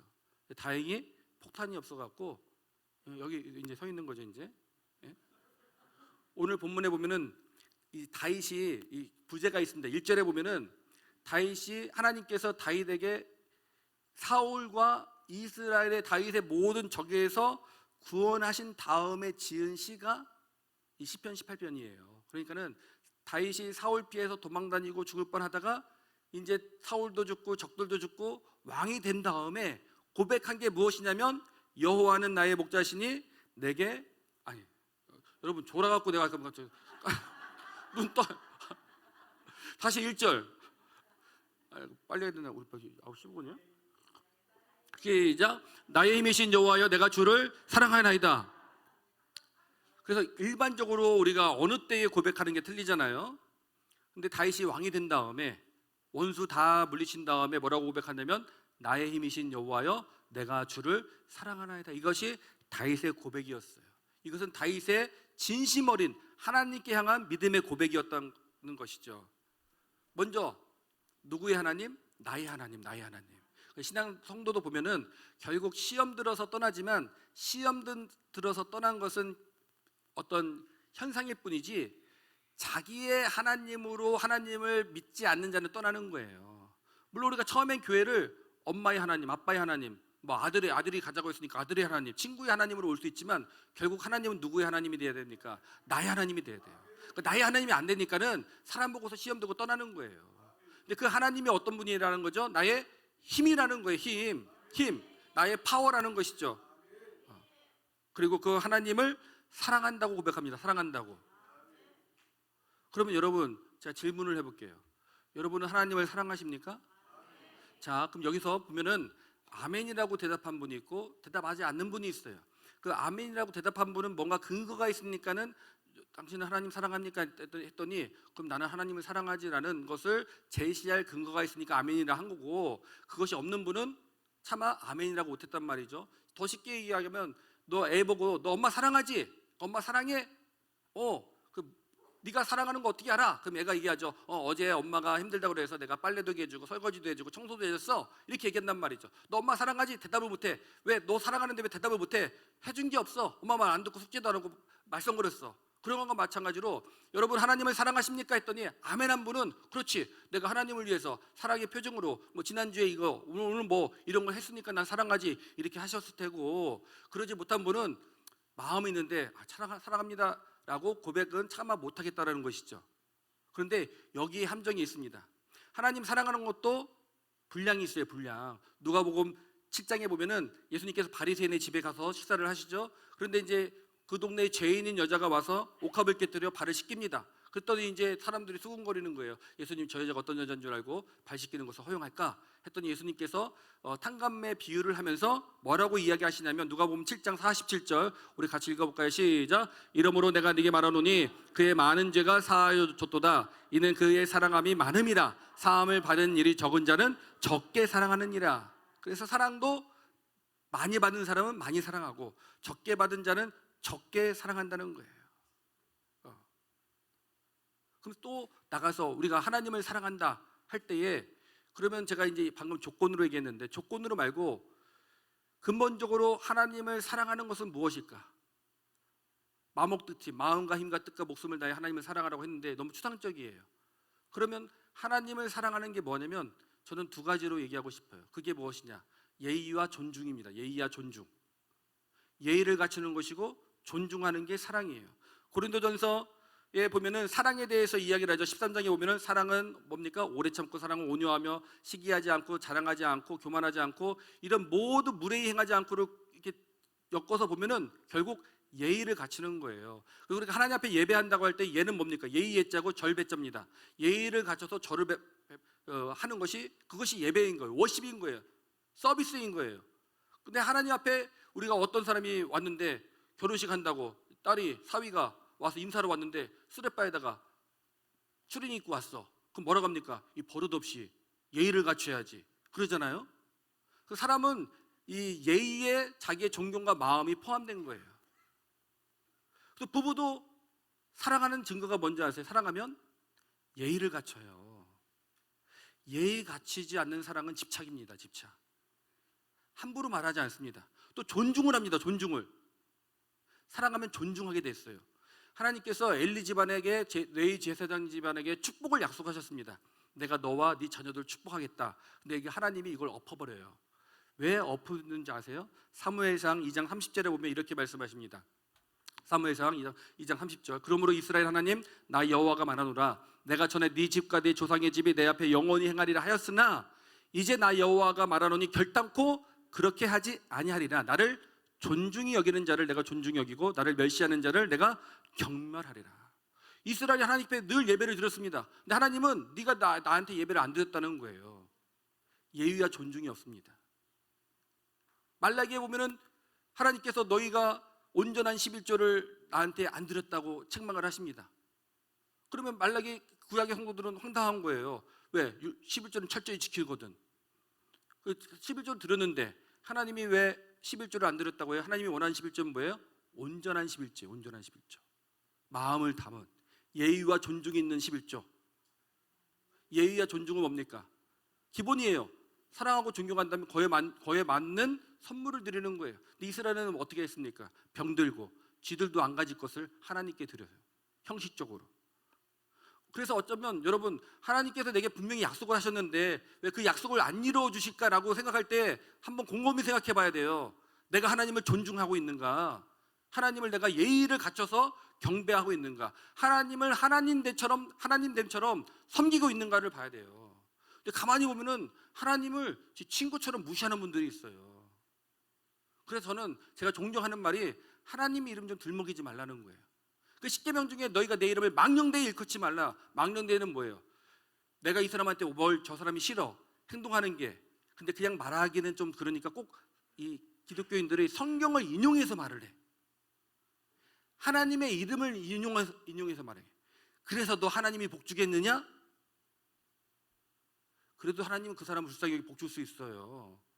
근데 그때 우리가 하나님의 이름을 자기 어떤 성질 해소 복수하는데 이용을 하면서 써먹는다는 거죠.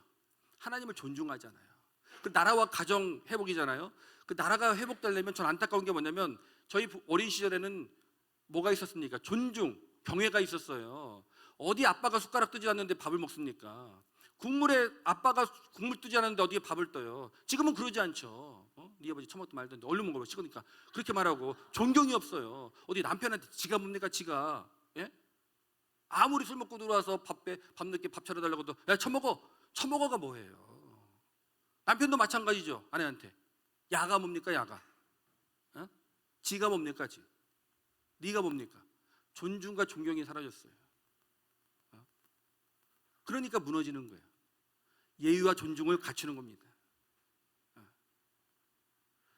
그래서 곰곰이 생각해 보세요. 내가 하나님을 하나님처럼 높이고 찬양하고 경배했는가?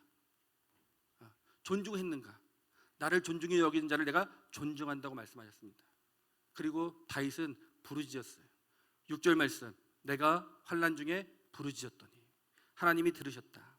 여기에 대해서 제가 기도에 대한 것을 말씀드릴게요. 기도. 이거는 조금 저만 없나요? 표정이 빨리 끝내라는 표정 같은데. 어차피 2년 뒤에 오니까 우리 주영한교회는 일찍 가셔도 돼요. 차 끊어지니까. 아무튼 기도해서 생각해 봅시다. 우리가 기도하면 응답받잖아요. 그러면 기도를 내가 10가지를 했어. 그럼 몇 가지 응답받습니까? 기도하면 응답받나? 근데 가만히 생각해 보면 아니야. 10가지 기도하면 제 인생을 통틀어 보면은 많아야 3가지 응답되지 10가지가 응답 안 됐어요. 그럼 기도하면 예수님은 분명히 너희가 내 이름으로 구하면 내가 응답 시행하리다 했는데, 근데 뭐가 잘못이지? 예수님은 기도하면 응답해 준다고 했는데 우리 삶을 보면은 응답이 안 됐어. 그럼 뭔가 문제가 있다라는 거죠. 근데 여기서 우리가 하나님을 신뢰한다면 예수님이 뻥친 건 아닐 테고 예수님 말씀 진실이라면 우리가 뭔가 오해가 있다라는 거예요. 왜냐하면은 응답에 대한 오해가 있습니다. 응답에 대한 오해. 우리가 생각하는 응답의 기준과 하나님이 생각하는 응답의 기준이 다르다는 거죠. 가령 우리는 7을 달라고 했으면 7을 줘야 응답받았다고 그래요. 9를 달라고 했으면 9라든지 9-5 정도를 줘야 응답받았다고 얘기를 해요. 근데 성경은 9 달라고 했을 때 9 주는 게 응답이 아니라고 얘기를 해요. 그 예가 무엇이냐면, 여러분 요셉이 믿음의 사람이잖아요. 그 요셉이 형들의 시기와 복수 속에서 노예로 팔려가잖아요. 팔려가서 구덩이에 있다가 보디발의 집에 갑니다. 그러면 거기서 그 보디발 아내가 유혹해서도 요셉은 하나님 앞에 내가 범죄할 수 없다 해서 유혹을 이겼습니다. 그것은 요셉이 믿음이 있었다라는 거예요. 가령 그러면 내 자신이 요셉이라 생각한다면 보디발의 집에 갔을 때 당연히 요셉이 기도했을까요, 안 했을까요? 당연히 했겠죠. 무슨 기도했을까요? 빨리 이 보디발의 집에서 노예에서 해방돼서 아버지 만나게 해달라고. 아버지 얼마나 찾을 거예요. 집에 가게 해달라고 기도했어요. 그러나 그 기도는 응답받지 않았어요. 그렇게 기도했는데, 돌아가게 해달라고 기도했는데 돌아가지 않고 어디로 갑니까? 감옥으로 가는 거예요.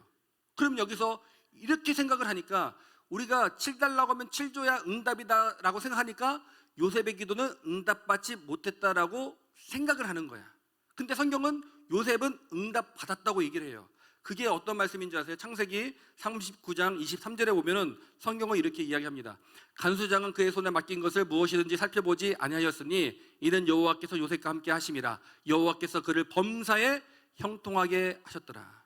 그래서 여러분 이걸 정확히 알아야 돼요. 우리가 쉬우니까 간단하게 하려고 내가 홍수가 있다, 물이 있다, 갈라지게 해주세요 이렇게 기도하잖아요. 그러면 기도하면 갈라지잖아요. 근데 단순하게 우리가 기도했더니 갈라진다 이렇게 얘기하지만 기도해서 갈라진 게 아니에요. 기도하면 우리 창세기 39장을 보니까는 요셉이 기도했더니 하나님이 함께 했다고 했어요. 즉 기도하면 하나님이 함께 하시고 함께 했다는 증거가 뭐냐면 물이 갈라지는 거예요. 다시 말해서 이 병이 고쳐지게 해주세요 라면은 기도의 응답은 하나님이 함께 하시는 거예요. 그러니까 함께 하셨다는 현상이 뭐냐면 병이 고쳐지는 거야. 바알과 아세라, 엘리야와 싸울 때에 그들은 기도를 했는데 하나님이 함께하지 않았으니까는 비가 내리지 않아요. 근데 엘리야가 무릎을 꿇고 기도했더니 하나님이 함께 하시니까 어떻게 돼요? 그 현상으로 비가 내리는 거예요. 다시 말해서 기도하면 응답이 뭐라고요? 하나님이 함께 하시는 것. 하나님이 함께 하시니까 그 현상으로 물이 갈라지든지 적들이 죽든지 바다가 갈라진다는 것이죠. 그럼 또 여기서 그러면 그 현상은 하나님의 시간에 이루어진다는 거예요. 하나님의 시간에. 모르드게를 보십시오. 모르드게가 그 왕들이 이 노예로 팔려갔다가 역적 모의를 하는 것을 왕에게 고발하잖아요. 모르드게 아니었으면 왕은 죽었어요. 그럼 모르드게 입장에서 대단한 상을 받아야 되는데 이 왕이 입을 싹 닦아버립니다. 상을 안 줘요. 잊혀졌어요. 그럼 모르드게가 얼마나 서운하고 속상했을 거예요. 하나님 왜 그거 잊혀집니까? 하나님 기도하면서 빨리 그 보상을 받게 해주셔서 노예 해방되고 고국으로 돌아가게 해주세요 라는 기도를 했을 것이죠. 근데 생각해 보세요. 만약에 그때 기도해서 그 모르드게의 기도대로 응답받았다고 하면은 어떤 문제가 되는 줄 아세요? 그래봤자 몇 개월 못 살아요. 하만이 모르드게 죽이면 재산 보상받으면 뭐예요? 집을 1000평 받고 차를 롤스로이스 뽑고 하면 뭐합니까? 하만이 죽여버리면 다 하만이 갖고 가는데. 근데 하나님이 언제 응답하죠? 그 절체절명의 순간에 잠이 오지 않게 해서 그때 그 사건을 보고 그때 보상해 주는 거예요. 그리고 아이들 키워보면 알잖아요. 아이들은 어리기 때문에 아이들은 아직 인생을 살아보지 않았고 그 인생과 경험이 적기 때문에 지금 달라고 그래. 근데 부모는 뭡니까? 그 아이를 알고 살아봤기 때문에 너한테 필요한 건 지금이 아니라 나중이야. 그래서 이따 줄게 나중에 줄게 얘기하는데 애들은 그걸 이해를 못하는 거예요. 그럼 여기서도 여러분이 기도하러 왔잖아요. 응답받으러 왔잖아요. 반드시 알아야 됩니다. 분명히 하나님은 거짓말하는 분이 아니에요. 기도하면 응답하셔요. 뭘로요? 하나님이 함께 하심으로 응답하는 거예요. 그 다음에 여러분이 원하는 그것들, 현상들은 하나님이 때에 맞게끔 현상을 줘야 된다는 거예요. 신기한 거죠. 요셉이 만약에 보디발의 집에 갔다가 기도했을 때에 그의 기도대로 하나님이 집에 돌아가게 해줬다고 하면 무슨 일이 일어날까요? 야곱이 그 얘기 듣고 어떻게 할까요? 그 형제들을 큰일 피부림 나는 거예요. 거기서 요셉이 기도한 대로 집에 돌아가게 했다면 그 형제는요, 12형제는 평생 원수로 남습니다. 그런데 어떻게 해요? 하나님이 나중에 총리가 되고 재앙 끝나고 한 다음에 만나게 해주니까 요셉이 그때는 어떻게 해요? 형들 보고 형들이 안 보여. 하나님이 이렇게 하시려고 당신을 사용했다라는 고백이 나온 다음에 만나게 해주시는 거예요. 그래서 근데 이게 언제인지 몰라요. 우리가 어떤 여러분 문제 기도할 때에 우리가 뭐 오늘이든 내일이든 되면 좋겠는데 하나님의 시간은 1년일 수 있고 또 여러분 계획대로 내일일 수 있지만 분명한 것은 하나님은 가장 좋은 때에 응답하신다. 그래서 하나님을 신뢰하는 게 중요해요. 하나님을 믿는 게 중요해요. 아들이 떡 달라고 하는데 생선 달라고 하는데 뱀 줄 사람이 있느냐? 하물며 너희 아버지는 성령을 선물로 주지 않겠느냐? 라고 하시죠. 우리 첫째 딸이 이제 출생을 할 때에 모든 남자들은 그런 부담감이 있죠. 그 남자들이 그냥 생각 없이 그냥 이렇게 멍하게 있는 것 같아도 다 어떤 책임감이 어깨가 있는 거예요. 그래서 그런 생각이 드는 거지 이제 출산하고 하면은 얘를 어떻게 키울까? 근데 가장 큰 고민은 뭐냐면 얼핏 들었더니 그 당시 출산하면은 자연분만은 30만 원, 이제 제왕절개하면은 100만 원이 든다는 거예요. 근데 그때 애 엄마가 임신 중독증에 걸려갖고 다리 뒤에 고름이 있어서 단대병원 천안 치료하면서 누워서 못 잤어. 그 앞으로 자면 배가 나왔으니까 못 자니까 옆으로 자는 거예요. 옆으로. 근데 이게 딱 가만히 보니까는 자연분만은 못 할 것 같아.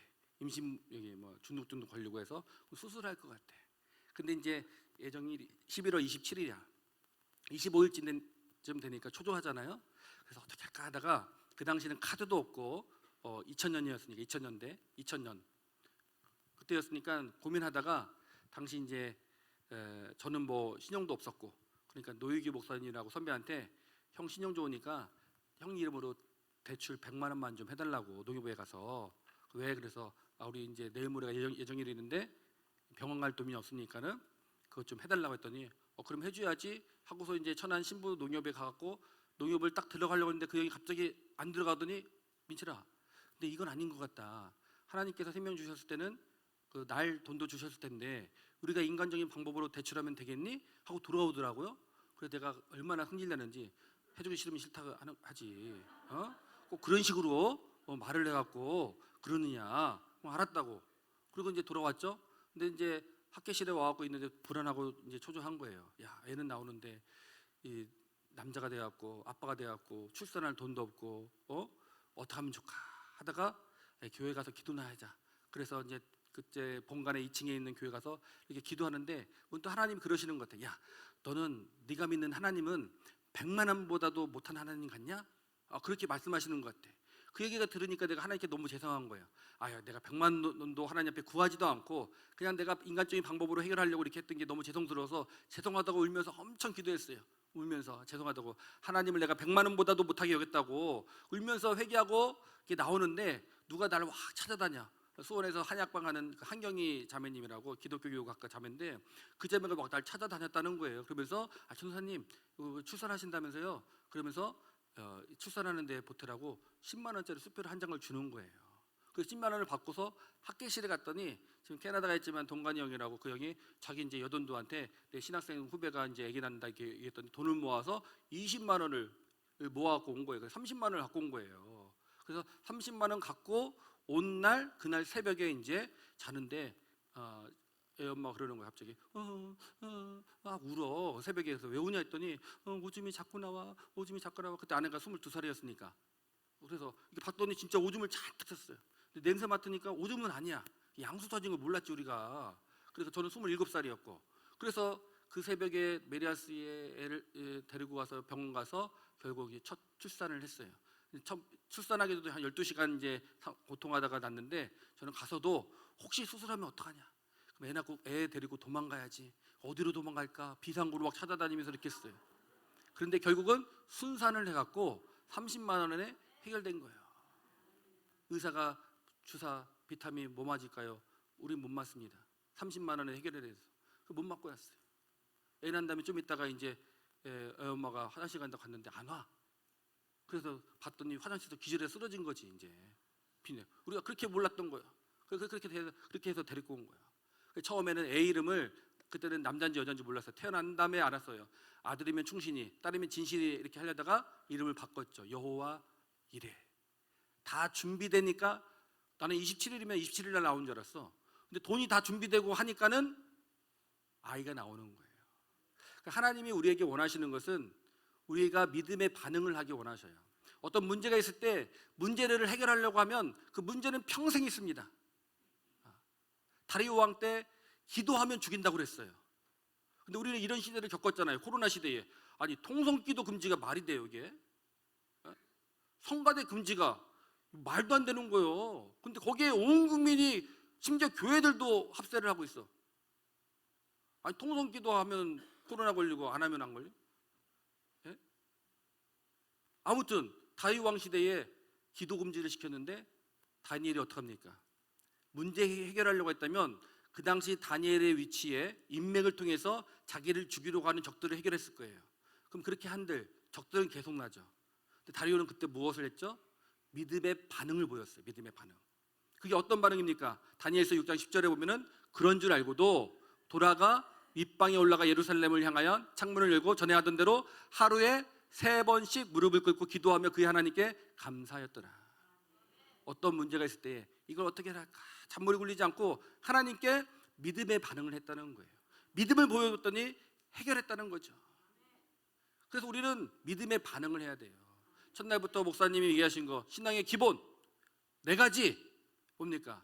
말씀을 사모하고 하나님께 부르짖고 기도하고 정성스럽게 하나님을 존중하고 하나님처럼 여기면서 헌금을 10,000원 하든 1,000원 하든 정성과 기쁨고 자원하는 마음으로 드리고, 이게 중요한 거예요. 이게 중요한 거. 마지막으로 한 가지 말씀드리고 우리가 함께 기도할 텐데, 아무튼 저는 그런 소원이 있습니다. 제가 보이는 은사는 없어도 기도하면 병 고친다는 확신은 있어요. 우리 목양의 목사님도 그런 확신이 있습니다. 기도할 때 큰 은혜가 임할 줄 믿습니다. 네? 저는 8살 마치고서 어머니가 아무튼 집을 나갔어요. 그리고 이제 새엄마가 한번 오셨다가 한 1년 사셨나? 아주 멋진 새엄마를 기억해요. 근데 또 나가셨고 4학년 때 어떤 아주머니가 방구석에 자고 있어. 순간 들었지. 아, 저 여자가 이제 내 새엄마구나. 근데 그 새엄마는 좀 못된 새엄마였어요. 예, 그래갖고 너무 학대를 해갖고 우리 누나는 이제 죽으려고 쥐약을 2번이나 먹었어. 근데 사실 그때 그 당시에 사람들이 쥐약 먹고 하도 죽으니까 쥐약을 약하게 만들어서 죽지는 않았어요. 입만 튀어나왔어. 입만. 걱정하지 마요. 딱 고쳐갖고. 그러고 있다가 나중에 이제 97년도에 제가 어머니 주민번호를 알게 돼갖고 화성 양감에 이제 재혼하고 살고 계시더라고. 찾아가서 만났더니 상상을 하는 거지. 딱 가면 네가 민철이냐? 15년 만에 만나는 거니까 엄마 하고 기억할 줄 알았더니 딱 갔더니 못 알아보더라고. 하긴 8살 때 봤다가 이제 24살에 보니까는 누구세요? 그러더라고. 그래서 난 딱 보면 알아보겠더라고. 저 민철이 했더니 일로 와 빨리 방 들어가더니 어떻게 왔냐고. 자기가 재혼할 때에 애가 없다고 얘기하고 재혼했다는 거예요.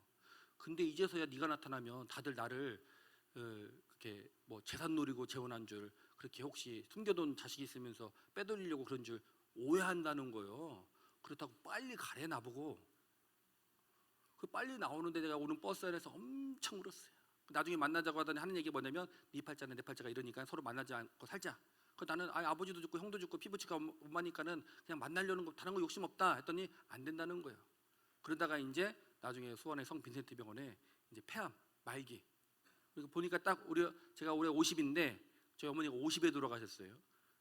근데 이제 그 중환자실 안에서도 중환자실이 있더라고. 거기 계신 거예요. 그래서 이제 갔더니 그 양아들이죠. 이제 재혼한 양아들이 있길래 사실은 내가 저기다 했더니 들어가 만나보라고. 들어갔더니 이제 난리를 치는 거야. 막 이게 주사기를 뽑으면서 왜 왔냐고. 니들 없다고 했는데 왜 왔냐고. 사람이 그러나 싶을 정도로 막 그래. 그래서 내가 이러겠다가 내가 늘 기도한 게 있거든요. 엄마 만나면 사랑한다는 얘기 해주고 싶고, 엄마한테 성경책 읽어주고 싶고, 엄마 다리 줌으로 드리고 싶다. 어쨌든 나를 낳아준 어머니까. 근데 3가지는 다 못할 것 같고 한 가지라도 하자 해서 어머니 사랑합니다 하고 나와버렸어. 그리고 이제 다음날 이제 며칠 있다가 이제 또 거기 갔더니 밖에 있더니 안에 사람들이 웅성웅성해. 도저히 못 들어가겠어요. 또 들어가면 노발되고 화날 것 같아갖고. 그래갖고 이제 밖에서 나는 못 들어가지만 성령님 들어가 주세요 이렇게 기도하고 나왔는데 그날 새벽에 이제 돌아가신 거죠. 돌아가셨다는 소식 듣고서 어떻게 하나 해서 장례식장을 가보자. 그 장례식장 갔어요. 가갖고 이렇게 있는데 누가 이렇게 오더니 네가 민철이냐 그래요. 봤더니 외삼촌이더라고. 외삼촌이 와서 외삼촌이세요? 안녕하세요. 그랬더니 저한테 하는 말이 야, 너 돈 있냐? 그래서 없는데 했더니 그럼 빨리 가. 야, 네 엄마 그래도 이 사람들이 다 장례 이렇게 쳐주는데 네가 친아들이라고 나타나갖고 그러면 너 보고 장례 쳐주라고 하면 네가 돈도 없는데 이거 해주겠어? 그때 신학교 1학년 때 얼른 가라는 거예요. 근데 또 그 말 들으니까 말 그대로 저 사람들이 친아들 네가 이 장례 해. 그러면 그때 내가 신학생 때 방세도 없어갖고 자취방세 쫓겨나는 신세인데 그걸 어떻게 치러줘요? 그래서 나왔죠. 그때 이제 나사렛 친구 있는 그 친구 목사님이랑 같이 차 타고 오던 거예요. 그 나왔는데 내가 얼마나 악이 바치는지. 지들끼리 좋아해서 결혼해갖고 애 낳고도 살고 지들끼리 헤어졌으면 됐지. 내가 뭔 잘못이야? 내가 무슨 죄가 있어? 버려도 몇 번이나 버리는 거예요. 8살 때 버리고 다시 만날 때 버리고 죽어서도 날 버리네? 이렇게 버림받고 뭐하러 살아 인생이. 죽어야겠다 그런 마음 먹었어요. 그 친구한테 얘기했어요. 야, 아까 우리 오다 보니까 수원 사거리 보니까 저 밑에 줄 서 있더라. 거기 가서 휘발유 한 통 사오자. 내가 이렇게 못 살겠다. 뿌려갖고 난 분신 자살하겠다. 뿌려갖고 불 붙여갖고 저 장례식장 들어가서 그냥 나도 죽고. 이래서 뭐하러 사냐. 짐승도 지 새끼를 위하는데 죽어서도 버림받는데 내가 이렇게 뭐하러 사냐 그랬어요. 그랬더니 그 친구가 뭐라고 하냐면 여러분 친구가 중요한 거야. 철이철을 날카롭게 한다고. 그리고 그 친구는 또 어떤 친구가 중요해요? 어디 지역 출신인가가 더 중요한 거예요. 그 친구가 충청도예요. 우리 충청도. 감이 오셔요? 감? 여러분이 충청도에 대해서 이해할 게 있어요. 예전에 제가 그 부흥회 설교를 온라인으로 듣고 있었어요. 또 우리 어머 목사님이 충청도에 어떤 강사분이 늦게 온다고 우리끼리 해버리십시다 하면서 아무리 막 저도 답답하지. 아무리 좀 이름 있다고 해서 기도원 시간이 있는데 그럼 늦을 것 같으면 일찍 출발하든지 11시 됐는데도 오지 않으니까는 와 하고 이제 멍 이렇게 이런 소리도 하시고 그러시더라고. 근데 그거는 충청도를 이해 못해서 그러는 거예요. 충청도는요, 내가 11시에 만나기로 했다. 10시 50분에 전화를 해. 어디요? 그러면은 그 사람이 가는 중이요. 그거는 지금 일어난 거예요. 이불에서 그 11시 이제 11시 10분이라도 11시 전화해. 어디요? 그러면 거의 다 왔어. 고속도로 탔어 이제. 고속도로 탄 거예요. 그 또 어디요? 그러면은 집 앞이요. 그러면 이제 교회가 보이는 거예요 이제서. 충청도가 느려요. 근데 느려도 이게 복인 거예요. 만약에 제가 상상을 해봤어요. 저는 주여도 주여 주여 이게 싫어요. 그리고 우리 교회에서 주여 주여 주여 하는데 우리 원목 목사님 제가 한 번에 저저저저 왜 이렇게 빨리 해요? 못 따라가겠어. 근데 이 전라도는 왜 이렇게 버려요? 맨날 좋아버려, 싫어버려, 미쳐버려. 예? 예? 만약에 그때의 우리 기도 원목사님이랑 제가 갔다. 내가 그렇게 얘기했다. 그래서 상상을 해봤어. 원목사님 스타일 같아서는 목사님 뭐 하러 주유소 간다는 게 차 끌고 저 장례식장을 밀어버리지? 바로 차에서 기름 뽑아갖고 태웠을 것 같아 나를. 얼른 불태워서 하시라고. 근데 충청도 친구가 뭐라고 하는지 아세요? 야 가자 했더니 한 5초 쉬었다가 귀찮아. 야 열받아갖고 죽어야 되겠으니까 가자 했더니 납둬. 근데 상담의 원리 중에서도 5분 기법이 있거든요. 화났을 때 부부든 뭐든 화났을 때 5분 참으면 극악한 상황까지 안 가거든요. 근데 걔가 그렇게 하는 순간 5분 동안 싫어 귀찮아 그러는 동안 마음이 좀 풀렸어요. 근데 무슨 얘기를 하려고 하냐면 그때 제게 말씀이 들렸어요. 말씀이 시편 27편 10절 내 부모는 나를 버렸으나 여호와는 나를 영접하시리니 다윗이 한 말인데, 근데 말씀이 신기한 것은 말씀이 들린다는 것은 여러분이 모르는 말씀이 아니라 나에게 주시는 말씀을 들리면 기적이 일어납니다. 기적이. 아는 목사님이 펄텍스에 목회하시는데 부임한 다음에 장로님과의 스트레스 때문에 우울증이 걸렸어요. 그래서 결국은 부산에 있는 정신병원에 입원했어요. 한 달 동안 입원해서 와갖고 목사님 나도 우울하다, 나도 정신병원 가고 싶다 했더니 목사님 뭐라고 하냐면 웬만해서는 가지 마라. 정신병원 가서 한 달 있어 보니까 약을 먹이는데 너무 다운되고 그냥 사람을 죽이는 거다. 나아지는 게 없다. 근데 결국 이 목사님이 어떻게 났냐면 새벽 기도하면서 시편을 읽다가 회복된 거예요. 근데 그 시편의 말씀은 늘 아는 말씀인데 어느 순간 내게 주시는 말씀으로 강한 바람처럼 임하니까 우울증이 사라져버리는 거예요. 저도 그때 순간 나도 죽고 너희도 죽자 했는데 내 부모는 나를 버렸으나 여호와는 나를 영접하시리다 이 말씀이 내 마음에 딱 박히는데 갑자기 기쁨이 나, 웃음이 나고, 야 부모는 나를 버려도 하나님은 나를 안 버려? 그게 더 대단한 거네? 그게 더 좋은 거네? 순간 넘치는 기쁨이 나왔고 친구 보고 야 그래 됐다 가자 그랬어요. 여러분에게도 오늘 그런 사건과 은혜가 있기를 바랍니다. 결국 앞이 안 보이고 희미해도요 그 말씀이 보이면 되는 거예요. 여러분 가만히 보면은 상처 없는 사람이 어디 있겠습니까? 다 들어보면은 집안에 자살한 사람이 있고요, 이혼한 사람이 있고요, 뭐 우울증 걸린 사람이 있고 방황하는 사람이 있고 중독하는 사람 다 있어요. 근데 어떤 사람은 그 상처 속에서 그것이 상처가 별이 되고 간증이 되는 사람이 있고, 어떤 사람은 그 상처 속에서 우울증 걸려 죽으려고 하는 사람이 있어요. 그 차이는 뭔지 아세요? 그 차이는 결국 힘이 없어서 그래요. 내 안에 힘이 없어서. 내 안에 힘이 있으면요, 내가 건강하면요 웬만한 말도 이겨요. 근데 내가 힘이 없으면 자꾸 옛날 일, 아버지가 했던 말, 엄마가 했던 말, 언니가 했던 말, 그런 말들이 생각나서 우울하고 죽고 싶은 거예요. 착각하면 안 돼요. 그 사람이 아무리 변해도요 내가 약하면 똑같은 사람 만납니다. 여러분 자신에게 힘이 있어야 돼요. 여러분 힘. 근데 그 힘은요 책 읽는다고 되는 게 아니에요. 돈 있다고 되는 게 아니에요. 돈 벌면 힘 있는 것 같죠? 아니에요. 많은 사람들이 우리 목사님들 설문조사를 했어. 로또 되면 제일 먼저 하고 싶은 게 뭡니까? 했더니 일단은 이혼. 예? 남자들 여자들도. 내가 이 얘기했더니 예배 끝나고 우리 권사님, 여자 권사님이 목사님 어떻게 하셨어요? 예? 모든 여자들의 마음이 돈이 있다고 힘이 있는 게 아닙니다. 똑똑하다고 힘이 있는 게 아닙니다. 뭐예요? 예수님 뭐라고 해요? 가장 힘 있을 때에 나타나는 현상이 뭔지 아세요? 힘 있는 사람? 여유가 있어요. 여유. 그걸 다른 말로 말하면 평안이에요. 평안. 부활하신 다음에 예수님이 뭐라고 했습니까? 평안하뇨. 내가 주는 평안은 세상이 주는 평안과 같지 않고 위로부터 오는 평안이라는 거예요. 그 평안을 오늘 여러분 받으시기 바랍니다. 그 하나님이 주시는 말씀을 받으시기 바라요. 여태까지 내일도 집회가 있어요. 중요한 것은 저는 내일 저녁에 오시는 강사 목사님 신발끈 풀기도 어려운 사람이에요. 대단한 능력의 분이에요. 내일 저녁에 오시는 분은 어찌됐든지 간에 여러분 그 말씀을 받아야 돼요. 그래서 저는 소원하는 게 여러분 이 집회 중에라든지 오늘 기도할 때 하나님이 여러분 이미 아는 말씀이지만 딱 귀에 마음을 울리는 말씀이 있을 거예요. 그 하나면 살리는 거예요. 여러분 자녀도 그 말씀이 임하면 살리는 거예요. 그 은혜가 있기를 바랍니다. 함께 우리 찬양하겠습니다. 찬양하고 기도할 때에 나의 힘이 되신 여호와여 내가 주를 사랑하나이다. 믿음의 고백을 하면서 함께 우리 또 기도하고 바로 안수기도 들어가니까요. 앞에 물이나 이런 것들 정리해 주신 다음에 또 기도 받으실 준비하고 힘차게 기도하고 목사님 안수할 때에 그 손을 통해서 성령께서 나를 만져주신다.